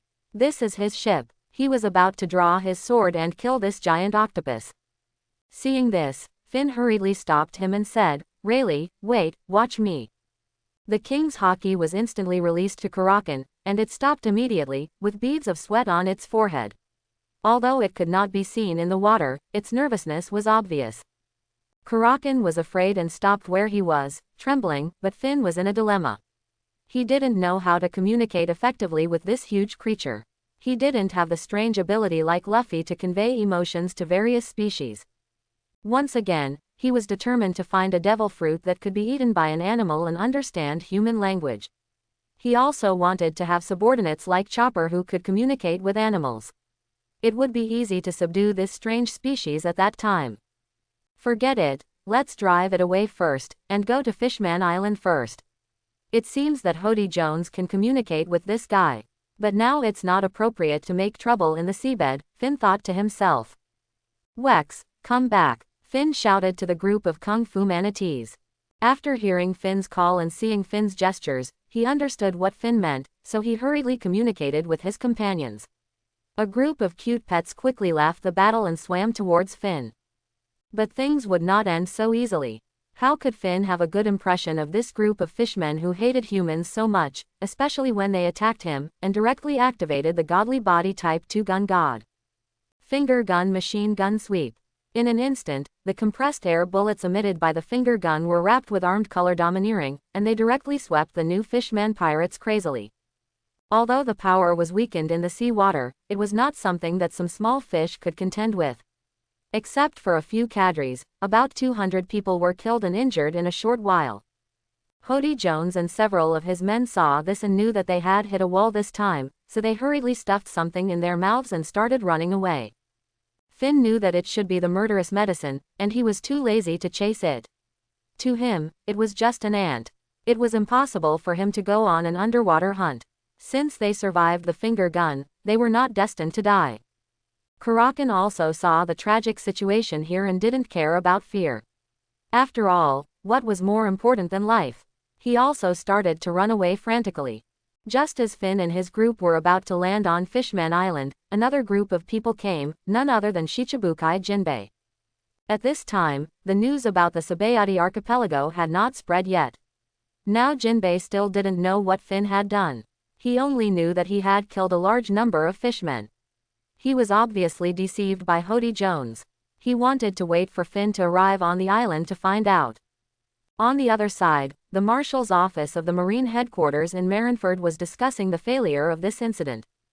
I didn't expect that he has grown to this point, and he has used the Overlord color entanglement so skillfully. This is really beyond our expectations. Zongguo thought of Finn's arrogant and domineering scene. He went in and out 7 times in their encirclement and suppression, as if there was no one in the world, and caused such a great loss. He couldn't help but feel a little discouraged. It seems that Rayleigh taught him. There must be something we don't know about. If it weren't for Rayleigh's interference and Garp's support, he wouldn't be able to escape. How did he get in touch with Rayleigh? Why did Rayleigh take such a big risk and even support him at the cost of officially becoming an enemy of the world government? This is worth exploring. Vice Admiral Suru was also a little confused at this time, and was puzzled by Rayleigh's sudden interference. But she never thought that this was just a prophecy of Pirate King Roger. Garp was a little relieved at this time. Fortunately, he arrived in time this time, otherwise Sengoku might have died, especially with Rayleigh's support. It was obvious that Finn was determined to fight to the death and wanted to kill everyone. It was hard to say how many people in the Navy would be left. He and Finn were very familiar with each other. Finn took his ship when he first went out to sea, and then went to Windmill Village together. Finn stayed there for a year. Obviously, they had a good relationship. Now they became enemies because of their different positions, which made him a little melancholy. He didn't want to fight with Finn, especially because of the incident caused by the Celestial Dragons. He knew it was definitely the Celestial Dragons' fault. So many people died in the end, which made him even more angry. Besides, he didn't have a good impression of the Celestial Dragons. He was a little scared when he thought of the polite boy who just wanted to live a good life in his impression, who suddenly became so arrogant and slaughtered Navy soldiers wantonly, like a devil from hell. Although he was also very annoyed with Finn's actions, Garp would not say anything at this time. After all, it was a life and death situation. Finn could do anything for his life. But he still couldn't figure it out. He was not like Sengoku, who was loyal to the world government. He wanted to know the truth of the matter and make his own judgment, so he hurried to ask Kizaru for confirmation. Why did things develop to this point? What is the reason? Kizaru certainly would not choose to cover up, and directly said that the place was the Celestial Dragon's slave site. On the way to support, he saw many slaves running around to survive. As for what happened in the middle, he didn't know. When he arrived, the island had been sunk and the Celestial Dragons had long been dead. He only saw Finn standing there, as if waiting for him. Kizaru finally expressed his guess. It should be some tragic and cold-blooded story that touched the young man's passionate heart. Don't look at Kizaru's careless look. It's because he sees clearly that he chooses to keep himself out of trouble. So when he is serious, others unconsciously become serious. What? X10. No one doubts Kizaru's words. They all know that this person will not shoot without purpose. He is truly sober in the world. They are all shocked. They lost so many subordinates and suffered such heavy losses. In the end, justice was shamed. It turned out to be caused by such a reason. It's really ironic. What kind of justice are they upholding? Seeing that everyone has such expressions of doubting life, seeing that the belief in justice is collapsing. No matter how they hide, the nature of pirates will always be exposed. This incident is just a fuse. Good fellow, Sengoku is worthy of being the admiral of the Navy who implements justice in the world. Since he was young, he has been unwavering in supporting the orders of the government. His loyalty is indeed quite high, and he insists on whitewashing it. The final word set the tone of the matter. This is the lawless behavior of pirates. But then again, what else can he do? So many people died, so many warships were lost, especially the Celestial Dragons suffered heavy casualties. Is there really a possibility of reconciliation between the two sides? Of course, there is no possibility. Everyone present knows it in their hearts. Even if they know that the cause of the incident is ridiculous, they can only accept such a result. After all, they still eat the food of the world government. So they were unhappy for a moment, and then they all recovered. Different positions inevitably produce they didn't want the consequences, but what if they didn't accept it? The strong won't dwell too much on the past, the future is what they should consider. At this time, Aokiji also rushed back. They all found that without his ability, it was too dangerous and passive to fight with a physical ability user like Finn on the sea. Zongguo directly ordered that Aokiji would be stationed at the Navy headquarters in the future, and he would not go on missions without orders, and be ready to support at any time. Such an order was quite uncomfortable for Aokiji. After all, who likes to be grounded? But seeing that these people all looked as if it was a matter of course, he didn't know how to refuse for a while. It was really too miserable this time. He also knew that it was really caused by his absence. If he was there, Finn would not be able to escape, and he would be exhausted to death. How should we end it next? What do you think? Zongguo threw out this difficult problem. He was really tired from the battle of death just now. When he thought of Finn's last blow, he still had lingering fears. The reward seems to be insufficient and needs to be raised. We must treat this objectively, Vice Admiral, he said seriously. We can't cover this matter, and we can't cover it, otherwise the credibility of the future bounty order will be lost. Zongguo nodded helplessly, although he didn't want to continue to help Finn become famous. But he also knew that the importance of the matter, compared with the prestige of the Navy, Finn's matter seemed insignificant. After all, there are strong people in every era. Even Rox, who oppressed the New World, was not solved in the end. Although he became a mortal enemy, Finn is now in the New World and there is no way to deal with him.